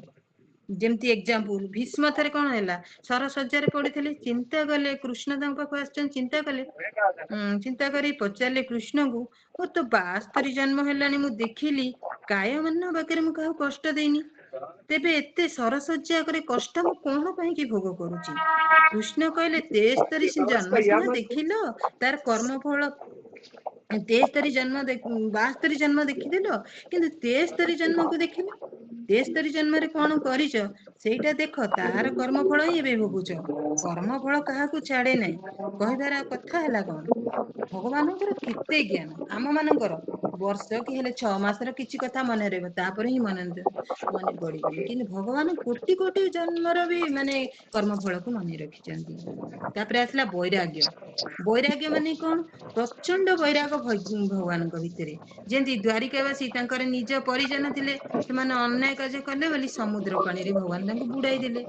ତେଣୁ ଏଇ 6ଟି ଜିନିଷ, କଣ ସେ 6ଟି ଜିନିଷ ହେଲା ଆମର ଐଶ୍ୱର୍ଯ୍ୟ, ବଳ, ଶ୍ରୀୟ, ତାପରେ କଣ ହେଲା ଜ୍ଞାନ, ଯଶ, ଏଇ ସବୁ, ତାପରେ ଲାଷ୍ଟ ହେଲା କଣ ବୈରାଗ। ଏଇ 6ଟି ଜିନିଷ ଯାହା ପାଖରେ ଅଛି ତାକୁ ମାନେ ଭଗବାନ କୁହାଯାଏ। 6ଟି ଜିନିଷକୁ ଭୋଗ କୁହାଯାଏ, କିନ୍ତୁ ଯାହା ପାଖରେ ଅଛି ତାକୁ ଭଗବାନ କୁହାଯାଏ। ତାହେଲେ ଦେବାଦେବୀ ଆମ ପାଖରେ 6ଟି ଜିନିଷ ଅଛି କି? ଅଛି, କିନ୍ତୁ ଲିମିଟ ଅଛି। କିନ୍ତୁ ଭଗବାନଙ୍କ ପାଖରେ କଣ? ପରିପୂର୍ଣ୍ଣ ମାତ୍ରାରେ ଅଛି। ତେଣୁ ଭାଗବତର ପ୍ରଥମ ସ୍କନ୍ଧରେ କୁହାଯାଇଛି, ଜନ୍ମାଦଶ୍ଚ ଯତେନ୍ନେୟୋଦିତର ସ୍ନୋତ ତସ୍ୟ ବିଜ୍ଞ ସୌରାଟ। ଯାହାଙ୍କ ଠାରୁ ଏ ମାନେ ଏ ଜଗତରେ ଯାହା କିଛି ଦେଖୁଛ, ଏଇ ଯୋଉ ଜଗତଟା ତମ ଆଖି ଆଗରେ ଦେଖା ଯାଉଛି, ଅନନ୍ତ କୋଟି ବ୍ରହ୍ମାଣ୍ଡ ଅର୍ଥାତ ସୃଷ୍ଟି ସ୍ଥିତି ପ୍ରଳୟ, ସେ ହଉଛନ୍ତି ଭଗବାନ। ଭଗବତ ଗୀତାରେ ଭଗବାନ କହିଛନ୍ତି, ଅହଂ ସର୍ବସ୍ୟ ପ୍ରଭୁ ମାତା ସର୍ବ ପ୍ରବର୍ତ୍ତତେ ଇତି ମତ୍ତା ଭଜନ୍ତେ ମା ବୁଧା ଭାବ ସମନ୍ବିତା। ଅହଂ ସର୍ବସ୍ୟ ପ୍ରଭବ, ମୁଁ ହେଲି ସମସ୍ତଙ୍କର ପ୍ରଭୁ। ମତ ସର୍ବ ପ୍ରବର୍ତ୍ତତେ, ମୋ ଠାରୁ ହିଁ ସବୁ କିଛି ଉତ୍ପନ୍ନ ହେଇଛି। ଇତିମତ୍ତା ଭଜନ୍ତେ ମା ବୁଧା ଭାବ ସମନ୍ବିତା, ଏହା ଜାଣିକିରି ହିଁ ବୁଦ୍ଧିମାନ ବ୍ୟକ୍ତି ହିଁ ମୋତେ ଭଜନ କରେ, ସେଥିପାଇଁ ହିଁ ସେ ଭଗବାନ। କେହି କେହି ଭଗବାନଙ୍କୁ ଈଶ୍ୱର ବୋଲି କହନ୍ତି। ଶାସ୍ତ୍ରରେ ଈଶ୍ୱର ଶବ୍ଦର ଅର୍ଥ କଣ? ମାନେ ଈଶ୍ୱର ଶବ୍ଦ ଅର୍ଥ ହଉଛି ନିୟନ୍ତ୍ରଣ କଥା, ନିୟନ୍ତ୍ରଣ କର୍ତ୍ତା। ଶାସ୍ତ୍ର ତାହେଲେ କହୁଛି ଭଗବାନ, କେଉଁମାନଙ୍କୁ ଆମେ ଭଗବାନ କହିବା? ତାହେଲେ ଶାସ୍ତ୍ର କହୁଛି ଆମେ ଭଗବାନ କେଉଁମାନଙ୍କୁ କହିବା? ଯୋଉମାନେ ସବୁ ବିଷ୍ଣୁ ତତ୍ଵ। କିଏ? ରାମ, କୃଷ୍ଣ, ବରାହ, ନୃସିଂହ, ବାମନ, ପରଶୁରାମ ଇତ୍ୟାଦି କି ଭଗବାନ। ତାହେଲେ ଆଉ ଗୋଟେ କଥା, କିଛି ଲୋକଙ୍କୁ ସାଧାରଣତଃ ଭଗବାନ ବୋଲି କହନ୍ତି, ଏଠି ତ ଆମେ ସମସ୍ତ ବିଷ୍ଣୁ ତତ୍ତ୍ୱକୁ ଭଗବାନ କହିବା। ଆଉ ଗୋଟେ ଗୋଟେ ଜାଗାରେ ସାଧାରଣ ଲୋକକୁ ବି ମଧ୍ୟ ଭଗବାନ କୁହାଯାଏ। ଯେମିତି ଶ୍ରୀମଦ୍ ଭାଗବତରେ କୁହାଯାଇଛି, ବୟାସିକଶ୍ଚ ଭଗବାନ ବାସୁଦେବ ପରାୟଣଂ ଉରୁଗାୟ ଗୁଣନ୍ଦାରା ସତଂ ଶିବ ସମାଗତମ୍। ଏଠାରେ ପରୀକ୍ଷିତ ମହାରାଜ କଣ କରୁଛନ୍ତି? ଶୁକଦେବ ଗୋସ୍ୱାମୀଙ୍କୁ ଭଗବାନ ଶବ୍ଦ ବ୍ୟବହାର କରିଛନ୍ତି। ବୟାସିକ ମାନେ କଣ? ହେ ବ୍ୟାସନନ୍ଦନ ଭଗବାନ। ଏଇଠି ଯୋଉ ଭଗବାନ କହିଲେ ନା ପରୀକ୍ଷିତ ମହାରାଜ ଶୁକଦେବଙ୍କୁ, ସେ ଐଶ୍ୱର୍ଯ୍ୟ ଷଡ ଐଶ୍ୱର୍ଯ୍ୟ ଯୋଉ ଭଗବାନ ନୁହେଁ, ସେ ହେଲେ ଆଶ୍ରୟ ଭଗବାନ। ଯେପରି ଆମେ ରାଜାକୁ କହୁ ମଣିମା, ହେ ଭଗବାନ, ସେମିତି ଏଇଟା କଣ ଶ୍ରେଷ୍ଠତ୍ୱ ସୂଚକ ପଦ ଅଟେ, ମାନେ ଶ୍ରେଷ୍ଠ ପୂର୍ଣ୍ଣ ଉପାଧି ଦିଆଯାଏ। ତେଣୁ ଏଠି କିଏ ଯେମିତି ସ୍ନେହରେ ପୁତ୍ରକୁ ବାପା ବୋଲି କହେ, କଣ ସେ ବାପା ହେଇଯାଏ କି? ସେଇପରି ଭଗବାନ ହଉଛନ୍ତି ଆମର ଦୁଇ ଜଣଙ୍କୁ କୁହାଯାଏ। ଗୋଟେ ହେଲା ଷଡ ଐଶ୍ୱର୍ଯ୍ୟ ପୂର୍ଣ୍ଣ ଭଗବାନ, ଆଉ ଗୋଟେ ହେଲା ଉପାଧି ଭଗବାନ। ତା ମାନେ ଭଗବାନ ନୁହଁ ଯେ ତା ମାନେ ଭଗବାନ ନୁହେଁ ଗୋଟେ ଶ୍ରେଷ୍ଠ ବ୍ୟକ୍ତି। ମୁଁ ମାନେ ତାଙ୍କୁ ଆମେ ଭଗବାନ କହିପାରିବା, କିନ୍ତୁ ମାନେ କଣ ତେବେ ତାଙ୍କୁ କହିବା ଭଗବାନ ଯାହାଙ୍କ ପାଖରେ କଣ ଭଗବାନ କେମିତି କହିବା ତାଙ୍କୁ ଆମେ? ନା ତାଙ୍କ ପାଖରେ ମଧ୍ୟ 6ଟି ଗୁଣ ଥିବ। ସେ 6ଟି ଗୁଣ କଣ ଥିବ? ନା ବ୍ରହ୍ମାଣ୍ଡର ଯେମିତି ପ୍ରାଣୀଙ୍କର କେମିତି ଉତ୍ପତ୍ତି ହେଲା, ପ୍ରଳୟ ହେଲା, ତାଙ୍କର ବିଦ୍ୟା ଅବିଦ୍ୟା, ଗତି ଅଗତି, ଏ ସବୁ ବିଷୟରେ ଯାହାର ଜ୍ଞାନ ଥିବ ତାହାଙ୍କୁ ଭଗବାନ ବା ଆଶ୍ରୟ ଜାତୀୟ ଭଗବାନ। ଆମର ବିଷୟ ଭଗବାନ କିଏ ହେଲେ, ମାନେ ମୁଖ୍ୟ ଭଗବାନ କିଏ ହେଲେ? ରାମ, କୃଷ୍ଣ, ନୃସିଂହ ଏମାନେ। କିନ୍ତୁ ଏଠି ଯୋଉ ଆଉ ଗୋଟେ ଭଗବାନ କୁହାଗଲା, ସେଟା ଗୋଟେ ଉପାଧି। ଶ୍ରେଷ୍ଠ ବ୍ୟକ୍ତି ମାନଙ୍କୁ ସେ ଉପାଧି ଦିଆଯାଏ। ଯେମିତି ଆମର ଶୁକଦେବ, ନାରଦ ମୁନି, ସେମାନଙ୍କୁ ସବୁ କଣ ସେମାନେ ହେଲେ ଭକ୍ତ ଭଗବାନ। ତାଙ୍କୁ ଭଗବାନର ଗୋଟେ ଉପାଧି ଦିଆଯାଏ। ସେମାନେ ଯେମିତି ଉତ୍ପତ୍ତି ମାନେ ଜଗତର ଉତ୍ପତ୍ତି ବିଷୟରେ ଯାହାର ପୂର୍ଣ୍ଣ ଜ୍ଞାନ ଥିବ, ପ୍ରଳୟ ମାନେ ଜଗତର ପ୍ରଳୟ ବିଷୟରେ ଯାହାର ପୂର୍ଣ୍ଣ ଜ୍ଞାନ ଥିବ, ବିଦ୍ୟା ଅବିଦ୍ୟା ସମସ୍ତ ଜ୍ଞାନ ଯାହା ପାଖରେ ଥିବ, ସେମାନଙ୍କୁ ଭକ୍ତ ଭଗବାନ ବା ଆଶ୍ରୟ ଜାତୀୟ ଭଗବାନ କୁହନ୍ତି। କିନ୍ତୁ ସେମାନେ ଭଗବାନ ନୁହନ୍ତି, ତାଙ୍କୁ ଗୋଟେ ଉପାଧି ଦିଆଯାଏ। ତାହେଲେ ଆମେ କଣ ଜାଣିଲେ? ଭଗବାନ ହେଲେ ଦୁଇ ଜଣଙ୍କୁ ସମ୍ବୋଧନ କରାଯାଏ। ଜଣେ ହେଲେ ବିଷୟ ଭଗବାନ, ଆଉ ଜଣେ ହେଲେ ଭକ୍ତ ଭଗବାନ। ଯେମିତି ଗୋଟିଏ ପିଲାଟେ ଜନ୍ମ ହେଲେ ତାର ନାମ ଲୋକମାନେ କଣ ଭଗବାନ ଦେଇଦେଲେ, ତା ମାନେ କଣ ସେ ଭଗବାନ ହେଲା କି? ଯେମିତି ଏଇଟା କଣ ମହାପୁରୁଷ ମାନଙ୍କୁ ଉପାଧି ଦିଆଯାଇଛି ଭଗବାନ ବୋଲି, ସେ ଭଗବାନ ନୁହନ୍ତି। ତାହେଲେ ଆମେ ଜାଣି ରାମ, କୃଷ୍ଣ, ବରାହ, ନୃସିଂହ ସମସ୍ତେ କଣ ଭଗବାନ? ନା, ଭଗବାନ ହେଲେ ଜଣେ। ରାମ, କୃଷ୍ଣ, ବରାହ, ନୃସିଂହ ସମସ୍ତେ କଣ ସେମାନେ ଭଗବାନ ଅନେକ ନୁହନ୍ତି। ତେବେ ଏତେ ନାମ କାହିଁକି ହେଇଛି? ନା ଭଗବାନ ଜଣେ ହେଲେ ମଧ୍ୟ ସେମାନେ ଅଲଗା ଅଲଗା, ମାନେ ଭଗବାନ ଜଣେ କିନ୍ତୁ ସେ ଅଲଗା ଅଲଗା ଲୀଳା କରିବା ପାଇଁ କି ତାଙ୍କର ଅଲଗା ଅଲଗା ନାମ ରଖାଯାଇଛି। ଯେପରି ରାବଣକୁ ମାରିଲେ ତାଙ୍କର ରାମ ଅବତାରେ ତାଙ୍କ ରାମ ନାମ ହେଲା। ହିରଣ୍ୟକଶିପୁକୁ ଯେତେବେଳେ ବଧ କଲେ ନୃସିଂହ ହେଲା। ବଳି ମହାରାଜକୁ ବଧ ବେଳେ ବାମନ ଭଗବାନ ହେଲେ। ତେଣୁକରି ଭଗବାନ ଜଣେ କିନ୍ତୁ ଅଲଗା ଅଲଗା ସ୍ୱରୂପରେ ଯାଇକି ପହଞ୍ଚିଥାନ୍ତି ତାଙ୍କ ଲୀଳାକୁ କାର୍ଯ୍ୟକାରୀ କରିବା ପାଇଁ। ଯେମିତି ଏକ୍ଜାମ୍ପଲ, ଆକାଶରେ ତ ଗୋଟିଏ ଜହ୍ନ, ଆମେ ଗୋଟିଏ ଜହ୍ନ ଦେଖୁଛୁ, କିନ୍ତୁ ଦ୍ଵିତୀୟ ଜହ୍ନ, ଚତୁର୍ଥୀ ଜହ୍ନ, ଅଷ୍ଟମୀ ଜହ୍ନ, ତାପରେ ଆମର ଦ୍ୱାଦଶୀ, ଲାଷ୍ଟକୁ ଆସିଯାଉଛି ପୂର୍ଣ୍ଣମୀ ଜହ୍ନ। ଦେଖନ୍ତୁ ଜହ୍ନର ଆକାର କେମିତି ବଦଳୁଛି। ପ୍ରତିପଦ ଠାରୁ ଆମର ଦ୍ୱାଦଶୀ ଜହ୍ନ ଠାରୁ ପୂର୍ଣ୍ଣମୀ ଜହ୍ନକୁ ଅନାନ୍ତୁ। କିନ୍ତୁ ଆକାଶରେ ଆମେ କଣ ଦେଖୁଛୁ? ଗୋଟିଏ ଜହ୍ନ, କିନ୍ତୁ ସେମାନଙ୍କର କଣ ପ୍ରକାଶଟା ହିଁ ପରିବର୍ତ୍ତନ ହଉଛି, କିନ୍ତୁ ଜହ୍ନ ହିଁ ଗୋଟିଏ। ଆଉ କଣ ଜହ୍ନ ଯେମିତି ତା ମାନେ କଣ ପ୍ରଥମ ଦିନ ଜହ୍ନ, ପୂର୍ଣ୍ଣମୀ ଦିନ ଜହ୍ନ ଅଲଗା କି? ପ୍ରଥମ ଦିନ ଜହ୍ନ ଆସିଲେ କଣ ତାଙ୍କର ଛୁଟି ହେଇଗଲା, ଦ୍ଵିତୀୟ ଦିନ ଆଉ ଗୋଟେ ଜହ୍ନ ଆସିଲେ କି? ନା, ସେଇ ଜହ୍ନ ହିଁ ଗୋଟିଏ। ତେବେ ତାଙ୍କର ଏତେ ନାଁ କଣ ପାଇଁ? ଜହ୍ନ ତାର ପ୍ରକାଶ ଅନୁସାରେ ତାଙ୍କର ନାଁ ହେଇଛି। ଯୋଉଦିନ କମ ପ୍ରକାଶ ସେଦିନ ମାନେ ଦ୍ଵିତୀୟ ଜହ୍ନ, ଯୋଉଦିନ ଅଧିକ ପୂର୍ଣ୍ଣ ପ୍ରକାଶିତ ତାର ହେଇଛି କିରଣ, ସେଦିନକୁ ପୂର୍ଣ୍ଣମୀ ଜହ୍ନ କୁହାଯାଇଛି। ଏଠି କଣ ବୁଝା ହେଲା? ଜହ୍ନ କିନ୍ତୁ ଗୋଟିଏ, କିନ୍ତୁ ସ୍ୱରୂପ ଅନୁସାରେ ତାଙ୍କର ଅଲଗା ଅଲଗା ନାଁ ହଉଛି। ସେଇପରି ଭଗବାନ ହେଲେ ଜଣେ, ସିଏ ଅନେକ ରୂପରେ ପ୍ରକାଶିତ ହେଇ ଭଗବାନ ବା ଭକ୍ତ ମାନଙ୍କର ମନସ୍କାମନା ପୂର୍ଣ୍ଣ କରୁଛନ୍ତି ବା ତାଙ୍କର ଲୀଳା କରୁଛନ୍ତି। ଏଥିରୁ ତାହେଲେ କଣ ବୁଝିଲେ ଆମେ? ଭଗବାନ ହିଁ ଗୋଟିଏ, କିନ୍ତୁ ଅଲଗା ଅଲଗା ନାମରେ ସେ ତାଙ୍କର ଲୀଳା ସମ୍ବରଣ କରିବା ପାଇଁ ଆସୁଛନ୍ତି, ବିଭିନ୍ନ ସ୍ୱରୂପରେ ପ୍ରକଟିତ ହଉଛନ୍ତି। ତାହେଲେ ଭଗବାନ ସାକାର ନା ନିରାକାର? ଆମେ ତ ଜାଣିଲେ ଭଗବାନ ମାନେ କାହାକୁ କୁହାଯିବ। ତାପରେ ଏବେ କୁହାଯିବ ଭଗବାନ ସାକାର ନା ନିରାକାର। ନା ଯେଉଁମାନେ ବ୍ରହ୍ମଙ୍କ ଉପାସନା କରନ୍ତି ସେମାନେ କହନ୍ତି ଭଗବାନ ହଉଛନ୍ତି ନିରାକାର। ଯେମିତି ମାୟାବାଦୀ ଜ୍ଞାନୀ ମାନେ, ଯେଉଁମାନେ ଭଗବାନଙ୍କ ଆକାର ରୂପକୁ ଉପାସନା କରନ୍ତି ଯେମିତି ଆମେ ମାନେ ଭକ୍ତ ମାନେ ସେମାନେ କହନ୍ତି ଭଗବାନ ସାକାର। ତାହେଲେ କାହା କଥା ଆମେ ସତ ଜାଣିବା? ବାସ୍ତବ କଥା ହଉଛି ପରମ ବ୍ରହ୍ମଙ୍କର ଦୁଇଟି ସ୍ୱରୂପ ଅଛି, ଗୋଟେ ନିରାକାର ଆଉ ଗୋଟେ ହଉଛି ସାକାର। ଭାଗବତରେ 3 ପ୍ରକାର ଲୋକ ଭଗବତ ବିଷୟରେ ଉପଲବ୍ଧି କରିଛନ୍ତି, ବର୍ଣ୍ଣନା କରାଯାଇଛି ଭାଗବତରେ। କଣ ନା ବଦନ୍ତି ତତ୍ ବିଦୁସ୍ତତଂ ଯଜଗାନ ମୋଦୟଂ ବ୍ରହ୍ମେତି ପରମାତ୍ମେତି ଭଗବାନତି ସଜ୍ଜତେ। ମାନେ ଭଗବାନଙ୍କୁ ଲୋକମାନେ 3 ପ୍ରକାର ନାମ ଦେଇଛନ୍ତି। କଣ? ବ୍ରହ୍ମେତି, ପରମେତି ଏବଂ ଭଗବାନତି। ବ୍ରହ୍ମା, ପରମାତ୍ମା ଏବଂ ଭଗବାନ। ବ୍ରହ୍ମ ମାନେ କଣ? ଯେଉଁମାନେ ବ୍ରହ୍ମ ସ୍ୱରୂପକୁ ଉପାସନା କରୁଛନ୍ତି। କିଏ ସେମାନେ? ଜ୍ଞାନୀ ମାନେ। ଯୋଉମାନେ ପରମାତ୍ମା ସ୍ୱରୂପକୁ ସାଧନା କରୁଛନ୍ତି, କିଏ? ଯୋଗୀ ମାନେ। ଯୋଉମାନେ ଧ୍ୟାନ ଯୋଗ କରିକି ତାଙ୍କ ହୃଦୟରେ ପରମାତ୍ମାଙ୍କୁ ଦର୍ଶନ କରୁଛନ୍ତି।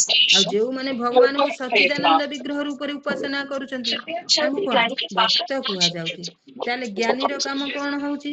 ନା ସେ କହୁଛନ୍ତି ପରମ ବ୍ରହ୍ମ ଅଙ୍ଗ କାନ୍ତି ଦ୍ଵାରା ସମସ୍ତ ଚିଜକୁ ଯୋଉ ଉଦ୍ଭାସିତ ହେଉଛି, ଯେମିତି ବ୍ରହ୍ମ ସଂହିତାରେ ଭଗବାନ କହିଛନ୍ତି ଯାହାଙ୍କର ଅଙ୍ଗ କାନ୍ତିରୁ ପୁରା ଆଲୋକରୁ, ମାନେ ଯାହାଙ୍କର ଅଙ୍ଗ କାନ୍ତିରୁ ଯୋଉ ଆଲୋକଟା ବାହାରୁଛି ନା, ପୁରା ବ୍ରହ୍ମାଣ୍ଡ ଟା ପୁରା ଆଲୋକିତ ହେଇଯାଉଛି ବା ଚିଜଗତ ଆଲୋକିତ ହେଇଯାଉଛି। ସେଇ ପରମ ବ୍ରହ୍ମଙ୍କ ଧାମ ବା ଚିଦାକାଶରେ ସୂର୍ଯ୍ୟ ଚନ୍ଦ୍ର ନାହାନ୍ତି।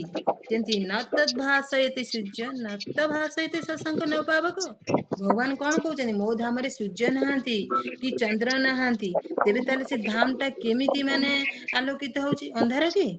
ଆମର ଏଇ ଜଗତରୁ ଯଦି ଏଇ ଜଡ ଜଗତରୁ ସୂର୍ଯ୍ୟ ଚାଲିଯିବେ, ତାହେଲେ ଆମର ଏଇ ଜଡ ଜଗତ ଟା ଅନ୍ଧାର ହେଇଯିବ। କିନ୍ତୁ ଭଗବାନଙ୍କ ଧାମ କେବେ ଅନ୍ଧାର ନୁହେଁ। ସୂର୍ଯ୍ୟ ଚନ୍ଦ୍ର ତ ନାହାନ୍ତି, ଅନ୍ଧାର ନୁହେଁ। କାହିଁକି ନା ଭଗବାନଙ୍କ ଅଙ୍ଗରୁ ଗୋଟେ ଜ୍ୟୋତି ବାହାରେ, ସେ ଜ୍ୟୋତିରେ ସେ ଧାମ ଟା ପୁରା ଆଲୋକିତ ହେଇଯାଏ। ତେଣୁକରି ସେଠି ସୂର୍ଯ୍ୟ ଚନ୍ଦ୍ରର କିଛି ଆବଶ୍ୟକ ନାହିଁ। ତେଣୁକରି ସେଇ ଭଗବାନଙ୍କ ଅଙ୍ଗରୁ ଯୋଉ ଜ୍ୟୋତିଟା ବାହାରେ, ଜ୍ଞାନୀ ମାନେ ସେଇଟାକୁ କହନ୍ତି ହିଁ ବ୍ରହ୍ମ। ତେଣୁକରି କାହିଁକି ଏମିତି କହନ୍ତି? କାରଣ ସେମାନେ କଣ କରନ୍ତି? ଭଗବାନଙ୍କର ପୂର୍ଣ୍ଣ ସ୍ୱରୂପକୁ ଦେଖି ପାରନ୍ତିନି। କଣ ପାଇଁ କି ଦେଖି ପାରନ୍ତି ନାହିଁ? ନା ତାଙ୍କର ଭକ୍ତିର ସେତିକି ଅଭାବ ଅଛି। ତାଙ୍କ ସେ ଭକ୍ତି ଅଭାବରୁ ସିଏ ସେତିକି ଦୃଷ୍ଟି ଶକ୍ତି ଅତିକ୍ରମ କରିପାରନ୍ତି ନାହିଁ ଭଗବାନଙ୍କ ଧାମ, ଭଗବାନଙ୍କ ରୂପ ଲୀଳା ଆଦି ଦର୍ଶନ କରିପାରନ୍ତି ନାହିଁ। ଯେତିକି ଦର୍ଶନ କରନ୍ତି ସେତିକି କହନ୍ତି ନା। ତେଣୁକରି ସେମାନଙ୍କ ଜ୍ଞାନୀ ମାନେ କଣ? ଭଗବାନଙ୍କର ସେ ଲାଇଟ ଟାକୁ ଦର୍ଶନ କରନ୍ତି, ସେଇଟାକୁ ହିଁ କୁହନ୍ତି ବ୍ରହ୍ମ। କହନ୍ତି ହେ ସେଇ ଜ୍ୟୋତିଟା ହିଁ ହଉଛନ୍ତି ବ୍ରହ୍ମ। ବ୍ରହ୍ମଙ୍କର ମାନେ ତାଙ୍କର କୌଣସି ଆକାର ନାହିଁ, କିନ୍ତୁ ତାଙ୍କୁ ତ ଦେଖା ଯାଉନି। ସେ କଣ କରିବେ? ତାଙ୍କର ଦୃଷ୍ଟି ଶକ୍ତି ଅଭାବ, ତାଙ୍କର ଭକ୍ତିର ଅଭାବରୁ ଦୃଷ୍ଟି ଶକ୍ତି ନାହିଁ। ସେ ଭଗବାନଙ୍କର ସ୍ୱରୂପକୁ ଦର୍ଶନ କରିପାରୁନାହାନ୍ତି। ସେଇଥିପାଇଁ ସେ ଭଗବାନଙ୍କର ଲାଇଟ ଟା, ତାଙ୍କ ଅଙ୍ଗୁର ଯୋଉ ଜ୍ୟୋତିଟା ବାହାରୁଛି, ସେ କହୁଛନ୍ତି ଏ ହିଁ ହଉଛନ୍ତି ବ୍ରହ୍ମ। ଯେମିତି ଜଣକୁ ଧର କୁହାଯିବ ଯେ ଗଲୁ ଗୁହାଳରେ କେତେଟା ଗାଈ ଅଛି ଦେଖି ଆସିବୁ, ତାହେଲେ ସେ ତାର ତ ଦୃଷ୍ଟି ଶକ୍ତି କମ, କିନ୍ତୁ ସେ ଗୁହାଳରେ ଥିବ 20-25 ଗାଈ, ସିଏ ଆସି ଦେଖିକି କହୁଛି 10-15ଟା ଗାଈ ଅଛି। କାହିଁକି କହିଲା? କାରଣ ତାର ସମ୍ୟକ ଦୃଷ୍ଟି। ତେଣୁକରି ସେ କହେ, ତାକୁ ଯେତିକି ଦେଖାଗଲା ସେ ସେତିକି କହିଲା। ସେଇପରି ଜ୍ଞାନୀ ମାନେ ଭଗବାନଙ୍କୁ ନ ଦେଖି ପାରି ଅଙ୍ଗର ଜ୍ୟୋତିକି ଦେଖିକି ପଳେଇ ଆସନ୍ତି, କହନ୍ତି ବ୍ରହ୍ମ ଗୋଟାଏ ଲାଇଟ। ସେ ଯେତିକି ବାଟ ଯାଆନ୍ତି ସେତିକି ଜ୍ଞାନ ନେଇକି ପାରେ ନାହିଁ ତାଙ୍କୁ ଆଉ, କାରଣ ସେ ଜ୍ଞାନ ଦ୍ଵାରା ସେ ଯେତିକି ବାଟ ଯାଆନ୍ତି ସେ ସେତିକି ହିଁ ଆଗକୁ ଯାଆନ୍ତି, ତା ଆଗକୁ ଯାଇପାରନ୍ତି ନାହିଁ। ତେଣୁକରି ସେମାନେ କଣ କହନ୍ତି? ଏ ଲାଇଟ ର ତ ଆକାର ନାହିଁ, ତେଣୁକରି କହନ୍ତି ବ୍ରହ୍ମ ହିଁ ନିରାକାର। କିଏ? ଜ୍ଞାନୀ ମାନଙ୍କର ଗଲା। ତାହେଲେ ଯୋଗୀ ମାନେ ଶାସ୍ତ୍ର ଅନୁସାରେ ଧ୍ୟାନ ଯୋଗୀ ବା ସେମାନେ ଅଷ୍ଟାଙ୍ଗ ଯୋଗ କରନ୍ତି। ଯେମିତି କଣ? ଯମ, ନିୟମ, ଆସନ, ପ୍ରାଣାୟାମ, ପ୍ରତ୍ୟାହାର, ଧ୍ୟାନ, ଧାରଣା, ସମାଧି। ଏଇ ଅଷ୍ଟାଙ୍ଗ ଯୋଗ ଦ୍ଵାରା ସେମାନେ ଧ୍ୟାନ କରନ୍ତି ଭଗବାନଙ୍କୁ। ତାଙ୍କ ହୃଦୟରେ କଣ? ପରମାତ୍ମା ରୂପକୁ ଦର୍ଶନ କରନ୍ତି। ମାନେ ଇଏ ତ ଦେଖିଲେ ଜ୍ଞାନୀ ମାନେ କଣ? ଅଙ୍ଗ କାନ୍ତିକି ଲାଇଟ ଟାକୁ ଦେଖିଲେ, ସିଏ ଭଗବାନଙ୍କର ସ୍ୱରୂପ ଝାପ୍ସା ଝାପ୍ସା ଦେଖନ୍ତି, କ୍ଲିଅର ଦେଖି ପାରନ୍ତି ନାହିଁ।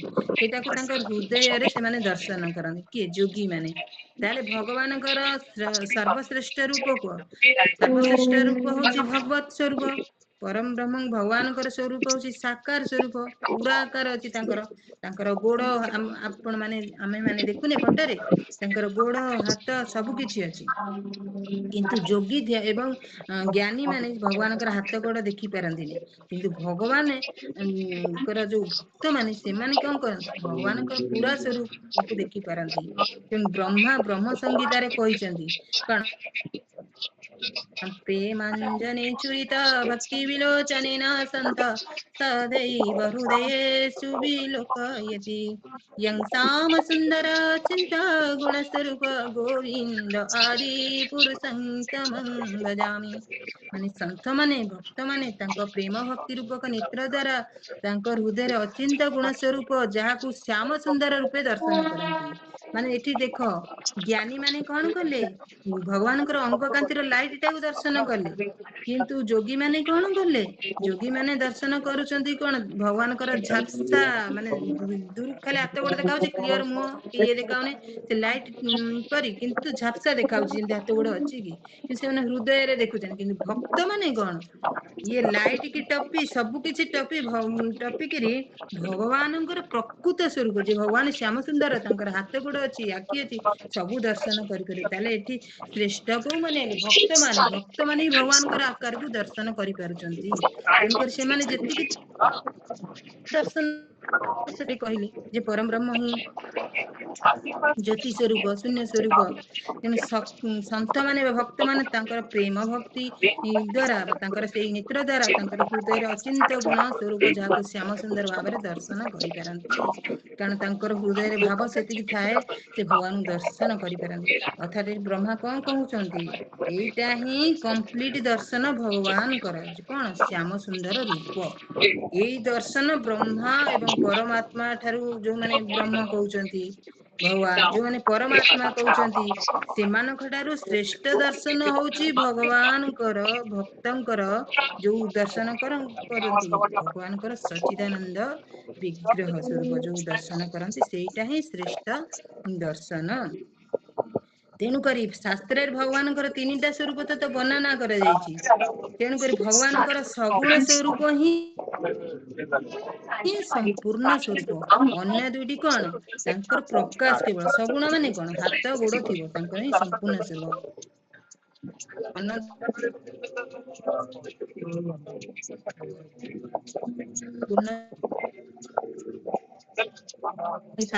କାହିଁକି କୁହାଯାଇଛି ନା, ଭଗବାନ ହେଲେ ଚିନ୍ମୟ ସ୍ୱରୂପ ଥିଲେ ମଧ୍ୟ ନିର୍ଗୁଣ। କାରଣ ଭଗବାନ ଏ ଜାଗତିକ ଗୁଣ, ଯେମିତି ଆମେ ଜଡ ଜଗତରେ ସତ୍ୟ ରଜ ତମ ଗୁଣ ଅଛି, ଏହା ଉପରେ ସତ୍ୟ ରଜ ତମ ଗୁଣ ନାହିଁ, ସେଥିପାଇଁ ଭଗବାନଙ୍କୁ କୁହାଯାଏ ନିର୍ଗୁଣ।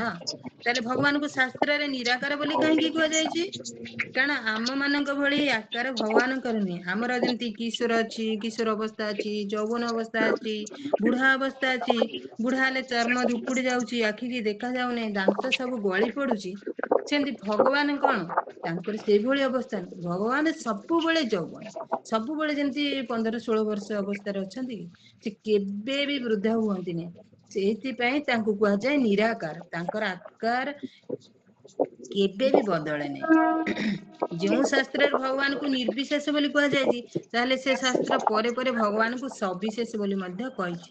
ତେଣୁକରି ବିଚାର ଆମେ କଣ କରିବା ନା, ଭଗବାନଙ୍କ ସବିଶେଷ ନିର୍ବିଶେଷ ଠାରୁ ମଧ୍ୟ ଗୁରୁତ୍ୱପୂର୍ଣ୍ଣ। ବାସ୍ତବରେ ଭଗବାନ କିଏ, ସବିଶେଷ ରୂପ, ତାଙ୍କର ଆକାର ଅଛି। ଯୋଉମାନେ କହୁଛନ୍ତି ନିରାକାର, ସେଟା କମ୍ପ୍ଲିଟ ନୁହେଁ, କମ୍ପ୍ଲିଟ ନଲେଜ ନୁହେଁ। ଯୋଉମାନେ ଭଗବାନଙ୍କୁ ନିର୍ବିଶେଷ ବା ନିରାକାର ମାନୁଛନ୍ତି, ସେମାନଙ୍କର ଜ୍ଞାନ ହଉଛି ଅଧୁରା, ମାନେ ଅଧା ଅଛି। ତେଣୁକରି ଆମ୍ଭ ମାନଙ୍କର ପୂର୍ଣ୍ଣ ଜ୍ଞାନ ଦରକାର ନା, ଅଧା ଜ୍ଞାନ ଦରକାର କି? ଏବେ ଆମେ ଯଦି ପରିଶ୍ରମ କରିବା, ତାହେଲେ ଭଗବାନଙ୍କୁ ପୂର୍ଣ୍ଣ ସ୍ୱରୂପକୁ ଆମେ କାହିଁ ଦର୍ଶନ ନ କରିବା କହିଲେ? ଅଧା କଣ ପାଇଁ ଦର୍ଶନ କରିବା? ବାସ୍ତବରେ ଭଗବାନ ହଉଛନ୍ତି କଣ, ଆମେ ଏଥିରୁ ଜାଣିଲେ, ବାସ୍ତବରେ ଭଗବାନ ହଉଛନ୍ତି ସାକାର। ଅଛି God created man after his own image. ଭଗବାନ ମଣିଷକୁ ନିଜ ଭଳି ତିଆରି କରେ। ଭଗବାନ ହାତ ଗୋଡ ପରି, ଆମ ମାନଙ୍କର ବି ହାତ ଗୋଡ ଅଛି ନା, ସେ ଆମ ମାନଙ୍କ ପରି ହିଁ ହାତ ଗୋଡ ବନେଇଛନ୍ତି। ଭଗବାନଙ୍କର ତାଙ୍କର ପ୍ରତିଛବି ରୂପେ ଆମକୁ ତିଆରି କରିଛନ୍ତି। ତାହେଲେ ଆମେ ଯଦି ପ୍ରତିଛବି ହେଲେ, ତାହେଲେ ମାନେ ଦର୍ପଣ ଯଦି ପ୍ରତିଛବି ଦେଖାହେଲେ, ତାର ମୁଖ୍ୟ ବ୍ୟକ୍ତି କିଏ ଥିବ ନା। ତାହେଲେ ଆମେ ଯଦି ଇମେଜ ହେଲେ, ତେବେ ଓରିଜିନାଲ କିଏ ଥିବ? ତେବେ ଓରିଜିନାଲ କିଏ? ଓରିଜିନାଲ ହେଲେ ସେ ଭଗବାନ। ତାହେଲେ ପ୍ରମାଣ କଣ ହେଲା? ଭଗବାନ ହେଲେ ସାକାର। ଭଗବାନଙ୍କର ହାତ ଗୋଡ, ମୁଖ, ଆଖି ସବୁ ଅଛି। ସିଏ ଲାଇଟ ନୁହେଁ, ସେ ବ୍ରହ୍ମ ଯୋଉ କହୁଛନ୍ତି ଲାଇଟ ଗୋଟାଏ, ସେ ଲାଇଟ ନୁହେଁ, ଭଗବାନଙ୍କର ଆକାର ଅଛି। ଯେପରି କୃଷ୍ଣଙ୍କର ଯେତେ ଲୀଳା, ସେ ସବୁଠାରୁ, ଯେମିତି ଆମର ପଢିଥିବେ ଯେ ଯେତେ କୃଷ୍ଣଙ୍କର ଲୀଳା ଅଛି, ସବୁଠାରୁ ଶ୍ରେଷ୍ଠ ହଉଛି ନର ଲୀଳା। ताले सी जदि तांकर आकार नाही से नरलीला कले केमिति ताले देवादेवीଙ୍କ ମଧ୍ୟରେ ବା ଭଗବାନ ଏବଂ ଦେବାଦେବୀଙ୍କ ମଧ୍ୟରେ ଆମେ ଆଜି ଜାଣିବା ଚାଲ ପ୍ରଭେଦଟା କଣ ନା ଅନେକ ସମୟରେ ଆମେ ଦେବାଦେବୀଙ୍କୁ ଭଗବାନ ସହିତ ସମାନ କରିଥାଉ କିଏ ସାଇ ଭଗବାନ କିଏ ହେ ଭଗବାନ ଶିବ ଆମେ ଅନେକ ସମୟରେ ସମାନ ତ କରିଥାଉ କିନ୍ତୁ ଜାଣୁ ନାହିଁ ଯେ ପ୍ରକୃତରେ ଭଗବାନ କିଏ ଏବଂ ଦେବାଦେବୀ କିଏ ତେଣୁକରି ଅନେକ ସମୟରେ ଭଗବାନଙ୍କୁ ଦେବତା ଦେବତା ମାନଙ୍କୁ ଭଗବାନ ବୋଲି ମାନୁ ନେଉଛୁ କିନ୍ତୁ ବାସ୍ତବରେ ଏଇଟା ଠିକ ନୁହେଁ କାରଣ ପଦ୍ମ ପୁରାଣରେ କୁହାଯାଇଛି ମୋର ସେଟା କଣ ମନେ ପଡୁନି ବିଷ୍ଣୁ ସର୍ବେଶ୍ୱର ସେ ମାନେ ଅର୍ଥାତ ସମସ୍ତଙ୍କର ଈଶ୍ୱର ଯେ ବିଷ୍ଣୁ କୃଷ୍ଣ ରାମ ବରାହ ଯେତେ ବିଷ୍ଣୁ ତତ୍ଵ ଦେବାଦେବୀ ସହ ସମାନ କରନ୍ତି କିନ୍ତୁ ତେବେ ସେ ବ୍ୟକ୍ତି ମାନେ କଣ ଯେତେ ବିଷ୍ଣୁ ତତ୍ଵ କିଏ ହେଲେ ବିଷ୍ଣୁ କୃଷ୍ଣ ରାମ ନୃସିଂହ ଯେତେ ସବୁ ହେଲେ ମାନେ ବିଷ୍ଣୁ ତତ୍ଵକୁ ଯିଏ ଯଦି ଦେବାଦେବୀଙ୍କ ସହିତ ସମାନ କରିଦେଲା ନା ସିଏ ହଉଛି ନାରକୀ ସେ ଶ୍ଲୋକଟା ମୋର ମନେ ପଡୁନି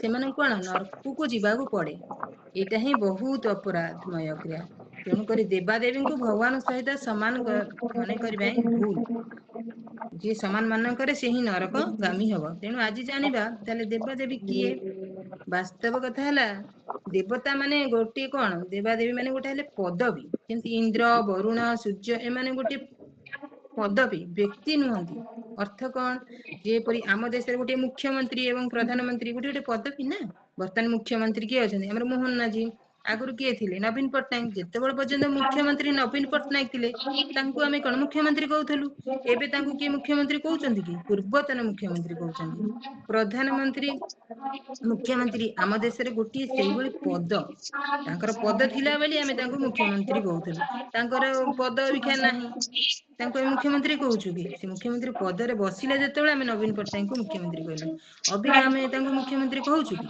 ସେଇଭଳି ଦେବାଦେବୀ ଗୋଟିଏ ହେଲେ ପଦବୀ ଇନ୍ଦ୍ର ବରୁଣ ଅଗ୍ନି ଏମାନେ ସବୁ ଗୋଟେ ଗୋଟେ ପଦବୀ ଏ ପଦବୀରେ ଯିଏ ବସନ୍ତି ତାଙ୍କୁ କୁହାଯିବ ଇନ୍ଦ୍ର ପଦ ବରୁଣ ପଦ ଅଗ୍ନି ପଦ ଇନ୍ଦ୍ର କୌଣସି ବ୍ୟକ୍ତି ନୁହେଁ ଗୋଟେ ପଦବୀ କାରଣ ଗୋଟେ ସାଧାରଣ ଲୋକ ଗୋଟେ ପଦବୀ ପ୍ରାପ୍ତ କରିପାରିବ କେମିତି ଇନ୍ଦ୍ର ହେଇପାରିବ କେମିତି ବରୁଣ ହେଇପାରିବ ନା ଜଣେ ଯଦି ଭାରତର ସାଧାରଣ ନାଗରିକ ହେବାର ଅଧିକାର ଅଛି ପ୍ରାଇମ ମିନିଷ୍ଟର ହେବାର ଅଧିକାର ଅଛି ସେପରି ପ୍ରତ୍ୟେକ ଜୀବର ଅଧିକାର ମଧ୍ୟ ସେ ଅଛି ସେ ଚାହିଁଲେ ବି ଦେବାଦେବୀ ହେଇପାରିବ ଯେମିତି ଏକ୍ଜାମ୍ପଲ ଶାସ୍ତ୍ରରେ ଅଛି କୌଣସି ବ୍ୟକ୍ତି ଯଦି 100 ବର୍ଷ ଅଶ୍ୱମେଧ ଯଜ୍ଞ କରିବ ତାହେଲେ ସେ ଇନ୍ଦ୍ର ପଦ ପାଇପାରିବ ସେଥିପାଇଁ ବଳି ମହାରାଜ ତ 99 ଅଶ୍ୱମେଧ ଯଜ୍ଞ କରିଥିଲେ ନା ଯେତେବେଳେ ସେ ଜାଣିଲେ ଆଉ ଗୋଟେ ଯଜ୍ଞ କଲେ ଇନ୍ଦ୍ରପଦ ପାଇଯିବେ ଇନ୍ଦ୍ର ଯାଇ ଭଗବାନଙ୍କୁ ଇଏ କଲେ ଆଉ ଭଗବାନ ବାମନ ରୂପ ଆସି ତାଙ୍କୁ ପାତାଳି କରେଇ ଦେଲେ ଇନ୍ଦ୍ରଙ୍କ ପ୍ରାର୍ଥନାରେ କାରଣ ସେ ଇନ୍ଦ୍ର ପଦ ଚାଲିଯିବ ନା ତେଣୁକରି 100ଟା ଯଜ୍ଞ ଯଦି ଆମେ ଅଶ୍ୱମେଧ ଯଜ୍ଞ ଜଣେ ବ୍ୟକ୍ତି ଚାହିଁବ କରିବ ଠିକ ଭାବରେ ସିଏ ବି ଇନ୍ଦ୍ର ପଦ ପାଇପାରିବ ଯେପରି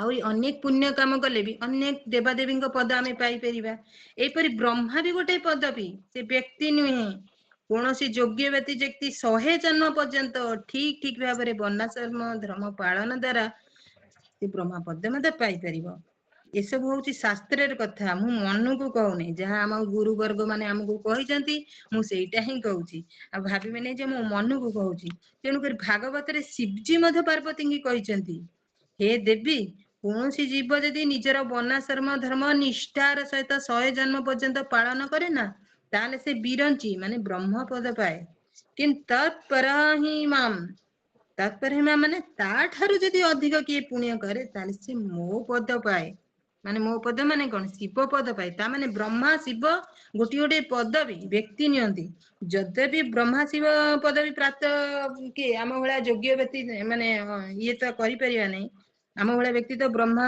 କିମ୍ବା ଶିବ କେବେ ବି ଚାହିଁଲେ ହେଇପାରିବେ ନାହିଁ ସେଥିପାଇଁ ଯୋଗ୍ୟ ବ୍ୟକ୍ତି ମିଳନ୍ତି ନାହିଁ ତେଣୁ କଣ ଭଗବାନ କଣ କରନ୍ତି ସେ ଜାଗାରେ ନିଜେ ଆସିକି ସେ ସ୍ୱରୂପକୁ ଧାରଣ କରନ୍ତି ବ୍ରହ୍ମା ଏବଂ ଶିବ କାରଣ ସେତିକି ମାନେ ଗୋଟେ ବ୍ୟକ୍ତି ଏତେ ପୁଣ୍ୟ କରିପାରିବନି ଯେ ବ୍ରହ୍ମା କି ଶିବ ପଦ ପାଇପାରିବ ଯେମିତି ଗୋଟେ ମନେଙ୍କର ଆମେ ମନ୍ତ୍ରିମଣ୍ଡଳରେ କୌଣସି ପଦରେ ଯଦି ମନ୍ତ୍ରୀ ନାହିଁ ସେ କାର୍ଯ୍ୟଟା କି ପ୍ରାଇମ ମିନିଷ୍ଟର ଚଳାଉଛନ୍ତି ନା ସେଇପରି ବ୍ରହ୍ମା ଶିବ ପଦବୀ ଯଦି କେହି ନ ମିଳୁଛନ୍ତି ଭଗବାନ କଣ କରୁଛନ୍ତି ନିଜେ ହିଁ ସେ ପଦକୁ ଗ୍ରହଣ କରୁଛନ୍ତି ଯେମିତି ଏକ୍ଜାମ୍ପଲ ଆମର ଏବେ ଗଲା କଣ ପୁରୁଷୋତ୍ତମ ମାସରେ କଣ ହେଲା ସୂର୍ଯ୍ୟ ଚନ୍ଦ୍ର ବାୟୁ ଅଗ୍ନି ସମସ୍ତଙ୍କର କାର୍ଯ୍ୟ ଭଗବାନ ନିଜେ କଲେ କାରଣ ସେ ମାସରେ କୌଣସି ଦେବାଦେବୀଙ୍କୁ ସେବା ଦିଆଯାଇ ନଥାଏ से मल मास कहीकि कौन देवादेवी माने सेवा करती आपण तो शुणी पुरुषोत्तम मासर कहानी कहवाक समय नहीं तेबे से समय कौन जहाँ भी आम तर्पण करू जहाँ भी पुण्य कम करू से सब कौन कौन देवादेवी ग्रहण करती नहीं डायरेक्ट भगवान ग्रहण करती कारण से मसरे कौन देवादेवी कार्य नहीं से कार्य ताले करने को तो पड़ो से कार्यर दायित्व किए नेले भगवान नेले तेणुक जहाँ कि आम पुरुषोत्तम मासरे करूना डायरेक्ट भगवान ग्रहण करती तेणुक से मासे जमती पुरुषोत्तम मास टाइप तो गला तेणुक कहुई पुरुषोत्तम मास ही सबुठारु श्रेष्ठ मास जिते 12 मास भितर भी पुरुषोत्तम मास परमार्थिक कार्य करने बहुत श्रेष्ठ किंतु आ गोटे कथा कही भगवान भक्त जी हम ना ताकि संसार चक्र पड़ाक पड़ोनी देखो ये देवादेवी भितर फरकटा कौन देवता माने को माने हो पारे जड़े चाहिए से पुण्य कम कले देवादेवी हो पार किंतु ये कहुची भगवान भक्त जी संसार चक्र पशि जदि भक्त होगला डायरेक्ट भगवान धाम को जापर जड़े वैष्णव होगला ना से तार मृत्यु पर से डायरेक्ट भगवान धाम को जापर किंतु देवादेवी जदि पुण्य कम सरीगला से फेर मर्त्य को आसवे जन्म ने कोटि मनुष्य जन्म कि जहाँ कर्म नहीं कि जन्म ने किंतु आमे जदि से कहुची ब्रह्मा शिव कार्य सरीगला से कौन चिंता करते आम वैष्णव केमती हम वैष्णव हेले से डायरेक्ट जापर भगवान को धाम को किंतु एमती कौन पद सरीगले से फेर आसुच्च मर्त्य लोक को ना कि वैष्णव हेले ही डायरेक्ट से जाकि भगवान धाम को जापर तेणुक भगवान को भक्त को ए संसार चक्र पड़े नहीं तेणु भगवान भक्त देख से माने देवता मान ठारू भी केते माने परम वैष्णव से माने केते महान जेपरी मंत्रिमंडल जमी भगवान जो देवता माने कौन मंत्रिमंडल सरकार जमी अलग अलग डिपार्टमेंट कर अलग अलग मंत्री सब कार्य ये करती से देवता मान अलग अलग डिपार्टमेंट अलग अलग कार्य दि जाए जमी वाटर डिपार्टमेंट रे किए माने हमर जल विभाग रे किए वरुण देव रहउछंती हमर भगवान को ये रे फाइनेंस किए रहउछन माने आर्थिक ये रे रहउछन कुबेर देव तांको सब अधिकार दिया जायछि से माने सब हेले अधिकारी देवता माने तांको सब अधिकार दायित्व ସେମାନେ ଅତ୍ୟକ ପୁଣ୍ୟ କାମ କରିକି ସେମାନେ ସ୍वर्ଗ को ଯାଇକି देवता ହେଇଛନ୍ତି ତାଙ୍କୁ ଗୋଟେ ଗୋଟେ ଅଧିକାର ଦିଆଯାଇଛି ତା ମାନେ ସେ ଇନ୍ଦ୍ର ଗୋଟେ ବରୁଣ ଯିଏ ଗୋଟେ ବ୍ୟକ୍ତି ନୁହଁ କି ଇନ୍ଦ୍ର ଗୋଟେ ବ୍ୟକ୍ତି ନୁହଁ ସେ ହେଲା ଗୋଟେ ପଦବୀ ଏମାନଙ୍କୁ ମଧ୍ୟ ତାଙ୍କର କର୍ମ ଫଳ ଭୋଗିବାକୁ ପଡେ ସେ ଯଦି ପୁଣ୍ୟ କର୍ମ କରିବେ ଯାଇକି ସ୍वर्ଗକୁ ଯିବେ पुण्य सरीगले फेर मर्त्य लोक आसिक पड़े सेठी जदि स्वर्गर भी जदि भूल करती ना से दंड भी मिले जमती आमर शुणी राजा नूर से कौन विषय कहला स्टोरी बड़ा हम इंद्र भी जमी किसी भूल करते बेली घुसरी होते किंतु ये मर्त्य लोकटा भी भल लगे सेमती राजा नूरसु भल कम कर मान देवता मान साहाय्य कर इंद्रपद पाइले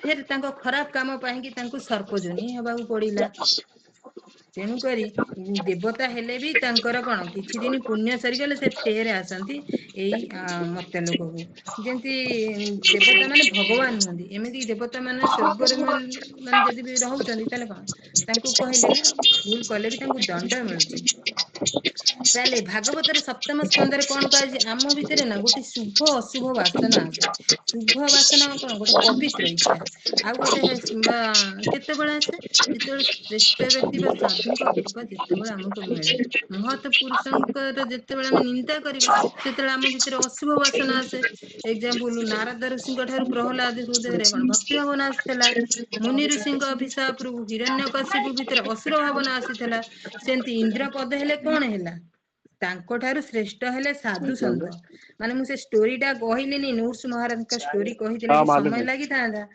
सेति पई कहा जायछि माने आमे जदि साधु गुरु वैष्णवंक मूल मूल कथा है कौन देवता हेले मध्य हमको कर्म फल भोगिया पड़ुछि आमे इंद्र पद पाइगलु ता माने कोन आमे सेठी भूल करिवु फल भोगिबुनी हमको फल भोगिया को पड़िबो किंतु देवता भगवान को मध्य ताले प्रभेद आमे चल जीवा जानिबा देवता कौन 33 कोटि प्रकार किंतु भगवान हेले जणे स्वर्ग माने भगवान सिना अलग अनेक स्वरूप देखा जाउछंती किंतु देवता माने अनेक स्वरूप नुहे धर इंद्र है तो से इंद्र वरुण है तो से वरुण किंतु भगवान जणे किंतु राम कृष्ण नृसिंह सब अलग स्वरूप देवता मान से कैपेसिटी ना से अलग स्वरूप प्रकाशित होगा भगवान हेले नित्य तांकर माने केबे मृत्यु हब नै कृष्ण मरीगले आ गोटे कृष्ण जन्म हेउचंती कि एपरि नाही देवता शरीर अनित्य जेमति आम मानक भଳି किछि दिन परे तांकर शरीर कोन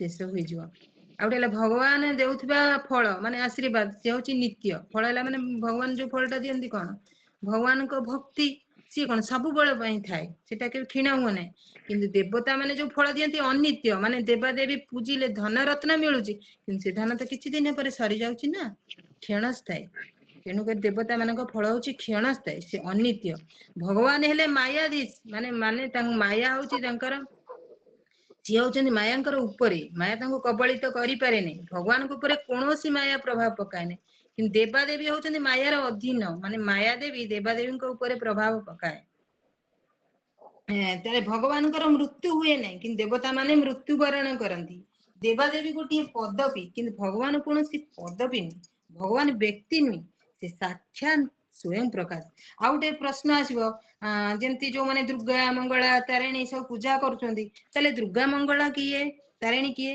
एमाने भी देवादेवी नुह कि भगवान भी नुह एमाने किए एमाने हेले भगवान को शक्ति कारण जने साधारण व्यक्ति चाहिए साधना करी देवादेवी हो परिबो किंतु दुर्गा मंगला होई परिबो नै कारण एमाने हेले गोलोक वृंदावन बैकुंठ धाम रे जो राधाराणी लक्ष्मी सीता एमान सब जो भगवान का शक्ति थाए से माने जगत रे भगवान का उद्देश्य माने उपदेश को मानिक धराधाम को आसी थांदी से माने होचंदी राधाराणी आउ हमर जो रुक्मणी आउ लक्ष्मी सीता एमानकर छाया शक्ति किए से माने हेले परम वैष्णवी किए हेले माँ तारिणी मंगला से मन सब किए रुक्मणी राधाराणी लक्ष्मी एमानकर छाया शक्ति से भगवान को आदेश रे धाम को आसतांती भगवान को सेवा करिया पई जड़ जगत को आसतांती भगवान को सेवा करिया उद्देश्य रे सेति पई से माने देवादेवी नुहंती से देख देवादेवी मानकर मंदिर अछि प्रायतः मंदिर नाही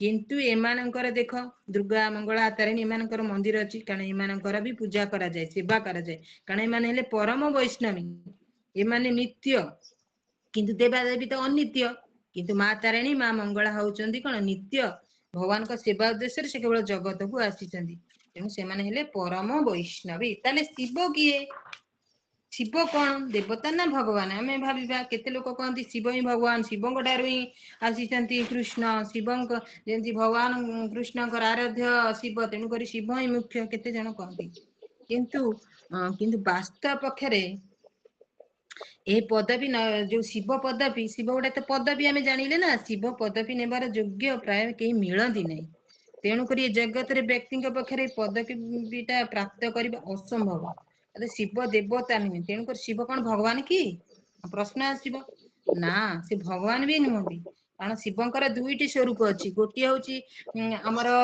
जो वैकुंठ धाम जिते अच्छी द्वारिका अयोध्या गोलक धाम सबा तले गोटे वैकुंठ धाम अच्छी सेटा कौन कैलाश धाम से जो ये कौन सदाशिव जो धाम टा अच्छी सेटा हूँ सदाशिव अन्य जो गुड़ाक माने कैलाश रोचंती से होचंती शिव हमर जो ए जड़ जगत जो कहते कैलाश पर्वत सेठी जे रोचंती शिव किंतु वैकुंठ धाम रो शेष स्टेजटा जो गुड़ाक सेठी रोचंती जो शिव से माने विष्णु तत्व सी रोचंती सदाशिव रूप रे किंतु सेठी कौन होची सदाशिव होचंती विष्णु तत्व वैकुंठ अयोध्या द्वारिका जेमती से शिवंकर मध्य गोटे वैकुंठ धाम अच्छी गोटे लोक अच्छी भगवान विष्णु सेठी कौन सदाशिव रूप रे वैकुंठ रे नित्य अवस्थान करिसेंती सी कौन ये जो जगत रे शिव देखुन सी होचंती सेही सदाशिवंकर अंश से केवल मायार तम गुण को अंगीकार करके शिव रूप रे अवस्थान होइचंती तेणु ब्रह्मा संगीत रे ब्रह्मा कौन कहउचंती क्षीर जथा दधि विकार विशेष जोगात संजायते नहीं तम पुथस्ति होतो ज संभुतामपि तथा समुपेते गज्जत गोविंदं आदि पुरुषं तमं भजामि ब्रह्म संगीत रे ब्रह्मा जी कहउचंती जेपरि क्षीर रे अम्ल मिसिवा द्वारा ता दही रे परिणत होई जाए एठारे दही बा क्षीर ठारू अलगा ना क्षीर सहित संपूर्ण समान बिना कौन एठारे दही क्षीर ठारू अलगा ना तेणु से कौन मिसीगले अम्ल द्वारा मिसीगले कौन दही जो क्षीरटा दही रे मिसिया द्वारा कौन अम्ल हो जाउची सेहीपरि ए सृष्टिर संहार कार्य को करिया पई माइक गुण को ग्रहण करी शंभु रूप किए प्रकट होइचंती शिव रूप प्रकट होइचंती भगवान। तेणु एठार शिव भगवान ठारू अलगा नुहे कारण स्वयं भगवान शिव पदवी ग्रहण करने शिव तो ग्रहण करने से शिव को कौन से मायार तम गुण को अंगीकार कर स्वयं भगवान ही शिव रूप जगत प्रकटित होइचंती। शिव क्या लगा है भगवान तू निजे आसीचंती किंतु दूसरा तांकु किधर है भगवान कुहाଯିब नहीं कि तांकु मध्य नहीं चलते देवादेवी कुहाଯିब नहीं ला वो ये कारण ला बोर्ड ला ऐसा स्वयं भगवान ही शिवता को ग्रहण करचंती ना बड़ा वाला है ना तेणुकर शिव दो को तीन वाला वो स्वतंत्र ला ना ईश्वर बोली मानिबा मध्ये गोटे अपराध अटे। ठीक से परि देवादेवी भली मध्ये जीव मध्ये मानिबा ठीक नहीं कारण हाँ? जब ये जगत रे जदी शिव रहउचंदी से कोन भगवानकर सब बेले ही सेवा करिथांती। तेणुकर कह जाए ना हरिहर एकात्मा बोली कह जाए अर्थात से हरिंक ठारू अभिन्न किंतु हरि नुहंती हरिंक ठारू से भिन्न नुहे किंतु से हरि नुहंती। जेमती उदाहरण आमर से दिन भी आमर श्यामानंद प्रभु कहूनथिले क्षीर रे कोन अमल मिश्रा द्वारा ता जेमिति दही रे परिणत हो जाए से भी भगवान द्वारा कोन तम गुण मिश्रा द्वारा से शिव रूप रे प्रकटित होइचंती। तेणु करी शिव को केउ रूप रे ताले हमें मानिबा यार उत्तर हेउची तांको हमें परम वैष्णव रूप रे मानिबा ना से देवादेवी ना से भगवान सीए हेले भगवान कर भक्त परम वैष्णव शिव। जेमती भागवत रे कह जाय निम्न गाना जथा गंगा देवानाम अच्युत जथा वैष्णवाना जथा शंभु पुराणाना इदं तथा।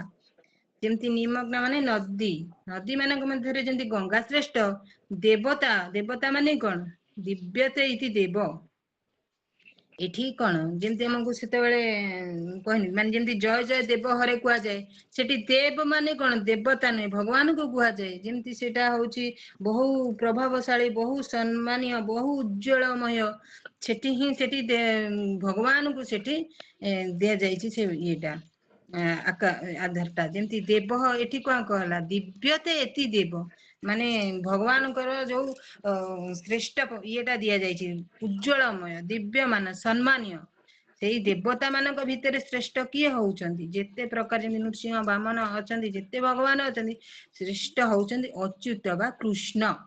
तेणु जेमती वैष्णव मानक मध्य किए ना शंभु बा शिव ही सर्वश्रेष्ठ पुराण मानक भितर किए ना भागवत है महापुराण ही श्रेष्ठ अटंती।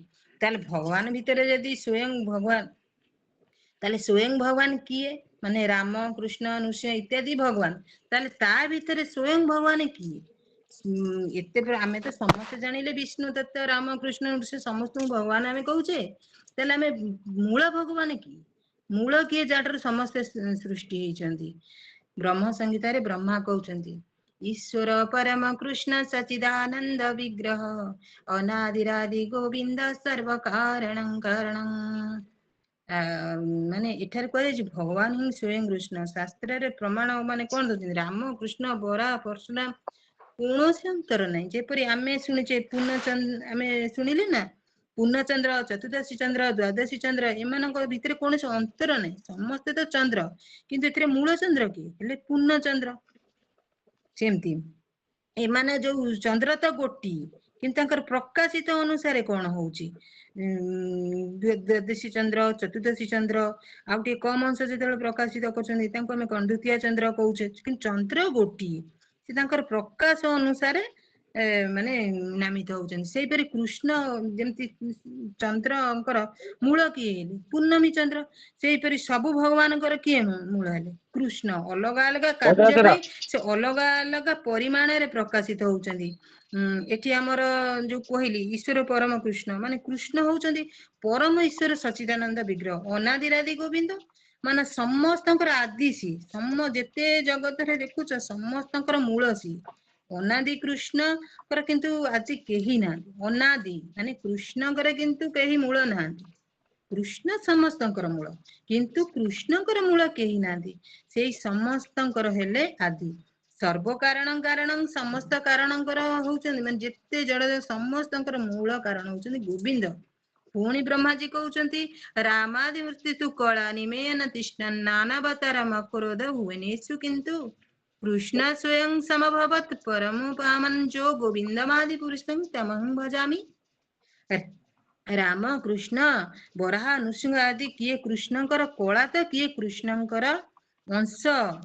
आ गोटे कौन कहले एठी प्रमाण मिलिला मु कौन कहली आमे भगवान किए जानिबाकू हेले हमकू शास्त्र अनुसार जीवाक पड़िबो आमे मन को कहूनी तेणु ब्रह्मा संगीत रे गोटे ब्रह्मा देले उदाहरण को ईश्वर परम कृष्ण सच्चिदानंद विग्रह अनादिरादि गोविंद सर्व कारण कारण माने ईश्वर होचंदी समस्तंकर तुमको मूल बोला है तुमको। सच्चिदानंद विग्रह कृष्ण होचंदी समस्तंकर मूल नहीं देखा नहीं। तांकर केही आदि नाहांती से सर्व कारणर कारण। आ गोटे जगह कहले जो रामादिरादि तुमने देखा रामादि क्या? मृत्यु कला निमेन तिष्ठ माने एक राम मिनट, कृष्ण पतला बराह है। नृसिंह आदि जीए सेमाने घर कौन पतला सेमाने है। होचंदी कृष्णଙ୍କର कला तो कि अंश माने कृष्णଙ୍କର अंशर तुमने अंश भी को कला दिखा नहीं कहे हिला आ दिए। कृष्णଙ୍କର अंश जे ତାଙ୍କ अंश କୁହାଯାଏ ତେଣୁ कृष्ण ହଉଛନ୍ତି परम पुरुष उसमें से देखो उसमें। कृष्ण ही सुप्रीम गोड कृष्ण ही गोविंद मु से गोविंद को ही प्रणाम करूची ब्रह्म संगीतारे किए कहले हमर हाँ ब्रह्माजी ये कहले ठीक है। आउ गोटी उसमें डाल गीता देंगे उसमें से। भगवान कहले गीतारे स्वयं कहउचंदी अहं इसमें क्या आधा सर्वस्य भरा है, इसमें आधा भरा नहीं। अकल अहं सर्वस्य प्रभव इसमें मत 3 भरा सर्व नहीं जाना।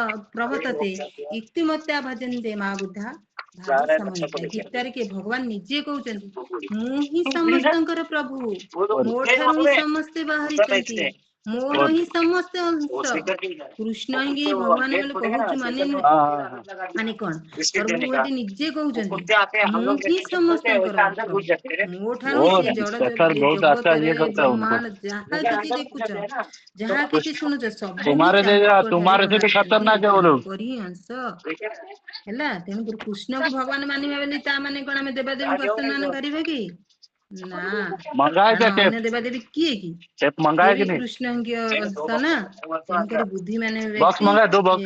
କଣ ଏହା सभी ଜାଣିକରି मंगाए। ସେ ଭଗବାନଙ୍କ ଭଜନ करे ବେଶଦେବ ମଧ୍ୟ किधर मैं तो ଶ୍ରୀମଦ जब था ଭାଗବତରେ नहीं आया था। କହିଛନ୍ତି ଏତେ ଚାଂସ टेप କଳାଙ୍କୁଶ କୃଷ୍ଣେନ୍ଦୁ କୃଷ୍ଣ ମାନେ ଏତେ ସବୁ ଯୋଉ वही तो मैं ବର୍ଣ୍ଣନା बोल रहे କରାଯାଏ नहीं ନା आया, କି तुम କିଏ बोलते 2 ସବୁ बॉक्स କଳା है। କିଏ ସବୁ ଭଗବାନଙ୍କର ଅଂଶ ଏ ଯେମିତି 24 ଅବତାର 24 ଅବତାର ଆମର କଣ କୃଷ୍ଣ ହିଁ ସ୍ୱୟଂ ଭଗବାନ ଯେମିତି ଆମର उसको ये ରାମ ନୃସିଂହ ଏସବୁ है क्या? ଜାଣିଥିବେ 24 ଅବତାରରେ ମୂଳ ଅବତାର କିଏ ଶ୍ରୀକୃଷ୍ଣ କେମିତି ଅବତାର ମାନେ କଣ उसका ଅବତାର उसकी ମାନେ इसका इतना ही ଓହ୍ଲେଇବା ज्यादा था ना इसका।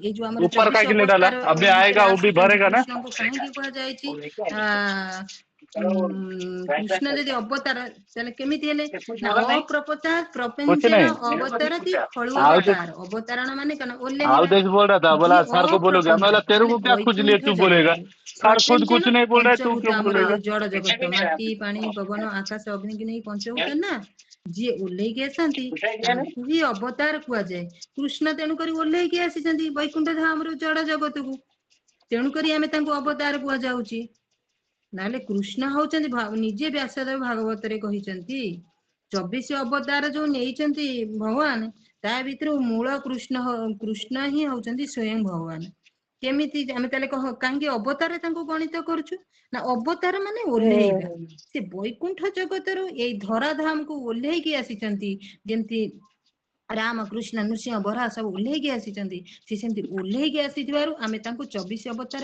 ଗଣିତ କରୁଛୁ କିନ୍ତୁ ସିଏ ହେଲେ କଣ ଭଗବାନ ସ୍ୱୟଂ କୃଷ୍ଣ ତେଣୁ କୃଷ୍ଣ ନିଜକୁ ତେଣୁ ଜୀବକୁ इधर साला पानी गिर କୃଷ୍ଣର रहा है। ଅଂଶ ହେଲେ ଜୀବ କୃଷ୍ଣ ଜୀବକୁ सृष्टि କରୁଛନ୍ତି ତେଣୁ ଜୀବ ହିଁ ଦେବାଦେବୀ ହଉଛନ୍ତି କିନ୍ତୁ देखा ଭଗବାନ उसको କିଏ लगा ହେଲେ था अभी एक भी ଯେମିତି बूंद नहीं गिरता, देखा ଆମର ना। ଅଛି ଦଶବାତର ସ୍ତୋତ୍ରରେ ଅଛି କେଶବ ଦୂତ ନରହରି ରୂପ ମାନେ କଣ କୃଷ୍ଣ ହିଁ କେଶବ ରୂପ पता ଧାରଣ है हमारे କରିଛନ୍ତି କୃଷ୍ଣ पूरा କେଶବ ମାନେ କଣ पानी କୃଷ୍ଣ ହିଁ ରାମ ରୂପ उसको बोला मैं ବଳରାମ 8 का ରୂପ पानी आता है ऊपर, देख ଭୃଗୁପତି पूरा ରୂପ पानी। ଇତ୍ୟାଦି ଧାରଣ କରିଛନ୍ତି देखा ତେଣୁ ना। କୃଷ୍ଣ ହିଁ ହେଲେ ମୂଳ କୃଷ୍ଣ ହିଁ ବଳରାମ ରୂପ ରାମ ରୂପ ଭୃଗୁପତି ରୂପ ଧାରଣ କରିଛନ୍ତି ତେଣୁ ସମସ୍ତଙ୍କର ମୂଳ କିଏ देखा पानी ऊपर आया उसका। କୃଷ୍ଣ देखा वही ତେଣୁକରି चित्र में ଅନେକ पानी ଅନେକ और मैंने ଶାସ୍ତ୍ରରେ उसको पूरा हीरा ପ୍ରମାଣ क्या करना ଅଛି होगा। ଯେ କୃଷ୍ଣ ହିଁ ଭଗବାନ ତାହେଲେ ଆମେ ଏତେ ସବୁ ଜାଣିଲେ ମୂଳ କଣ ହେଲା अरे ଏ पूरा ବିଶ୍ଵ पानी ଏ है वो। ସମାଜରେ କହିଲେ ଅଛନ୍ତି ଦି ପ୍ରକାର साला ମଣିଷ, उसके ऊपर ଆସ୍ତିକ पानी ଏବଂ रखना नहीं ନାସ୍ତିକ। मतलब रहता हमारा नास्तिक माने भगवान मानती नहीं, आस्तिक माने भगवान को मानती। आस्तिक माने हेले दी प्रकार कौन कि सा आकार ने जो निराकारवादी साकारवादी। निराकारवादी माने जे भाबंती भगवान कर आकार नाही। साकारवादी मानती जे कोन भगवान कर आकार अछि। आ किछि लोक भगवान को आकार तो मानती कि भूल भाबरे भगवान के जानि परंती नहीं। किछि देवादेवी की भाबी नियंती भगवान। ताले उधर से देवादेवी किए लगाएगा भगवान किए जानिले आमे। देवादेवी गोटे पदवी, भगवान गोटे पदवी नुहे। भगवान स्वयं प्रकाश। देवादेवी आଜି ଅଛନ୍ତି କାଲି ତାଙ୍କର ମୃତ୍ୟୁ ହେବ, ତାଙ୍କ ପୁଣ୍ୟ କାମ ସରିଗଲେ ସେ ଫେରେ ମର୍ତ୍ତ୍ୟ ଜଗତକୁ ଆସିବେ। पूरा କିନ୍ତୁ पानी ସବୁ ଏ ଯାହା ଜଗତର ସୃଷ୍ଟି हाँ ଏ वही ସମସ୍ତର ऊपर କାରଣ पानी पानी ହଉଛନ୍ତି दिख रहा है ଭଗବାନ। ना କିନ୍ତୁ ଦେବାଦେବୀ ଚାହିଁଲେ ତାଙ୍କର ଫଳ କଣ? ସେମାନଙ୍କର ହଉଛି ଅନିତ୍ୟ, ମାନେ ଆଜି ये सब ଦେଇଛନ୍ତି भर रहा ଧନ है ଟଙ୍କା पइसा ସେ ସରିଯିବ। କିନ୍ତୁ वही ଭଗବାନ ଯୋଉ पतला है ଫଳଟା पूरा ଦେଇଥାନ୍ତି ଭକ୍ତି, ସେଇଟା କେବେ ବି उसको साला ଛାଡିବନି। समझता नहीं चला ଆହୁରି କିଛି वही ଅଛି, तो ମୋର ତ एक दो ଟାଇମ एक बार ହେଲାଣି, अच्छा देता କ୍ଷମା बाकी କଲେ नहीं ଆଜି होता ବହୁତ ସମୟ ହେଲାଣି। हरे कृष्ण दंडवत प्रणाम। वांछा कल्पतरु कृपा सिंधु देवच पतितान पावने वैष्णव जन मन। भूल भाल थिले क्षमा करिवे।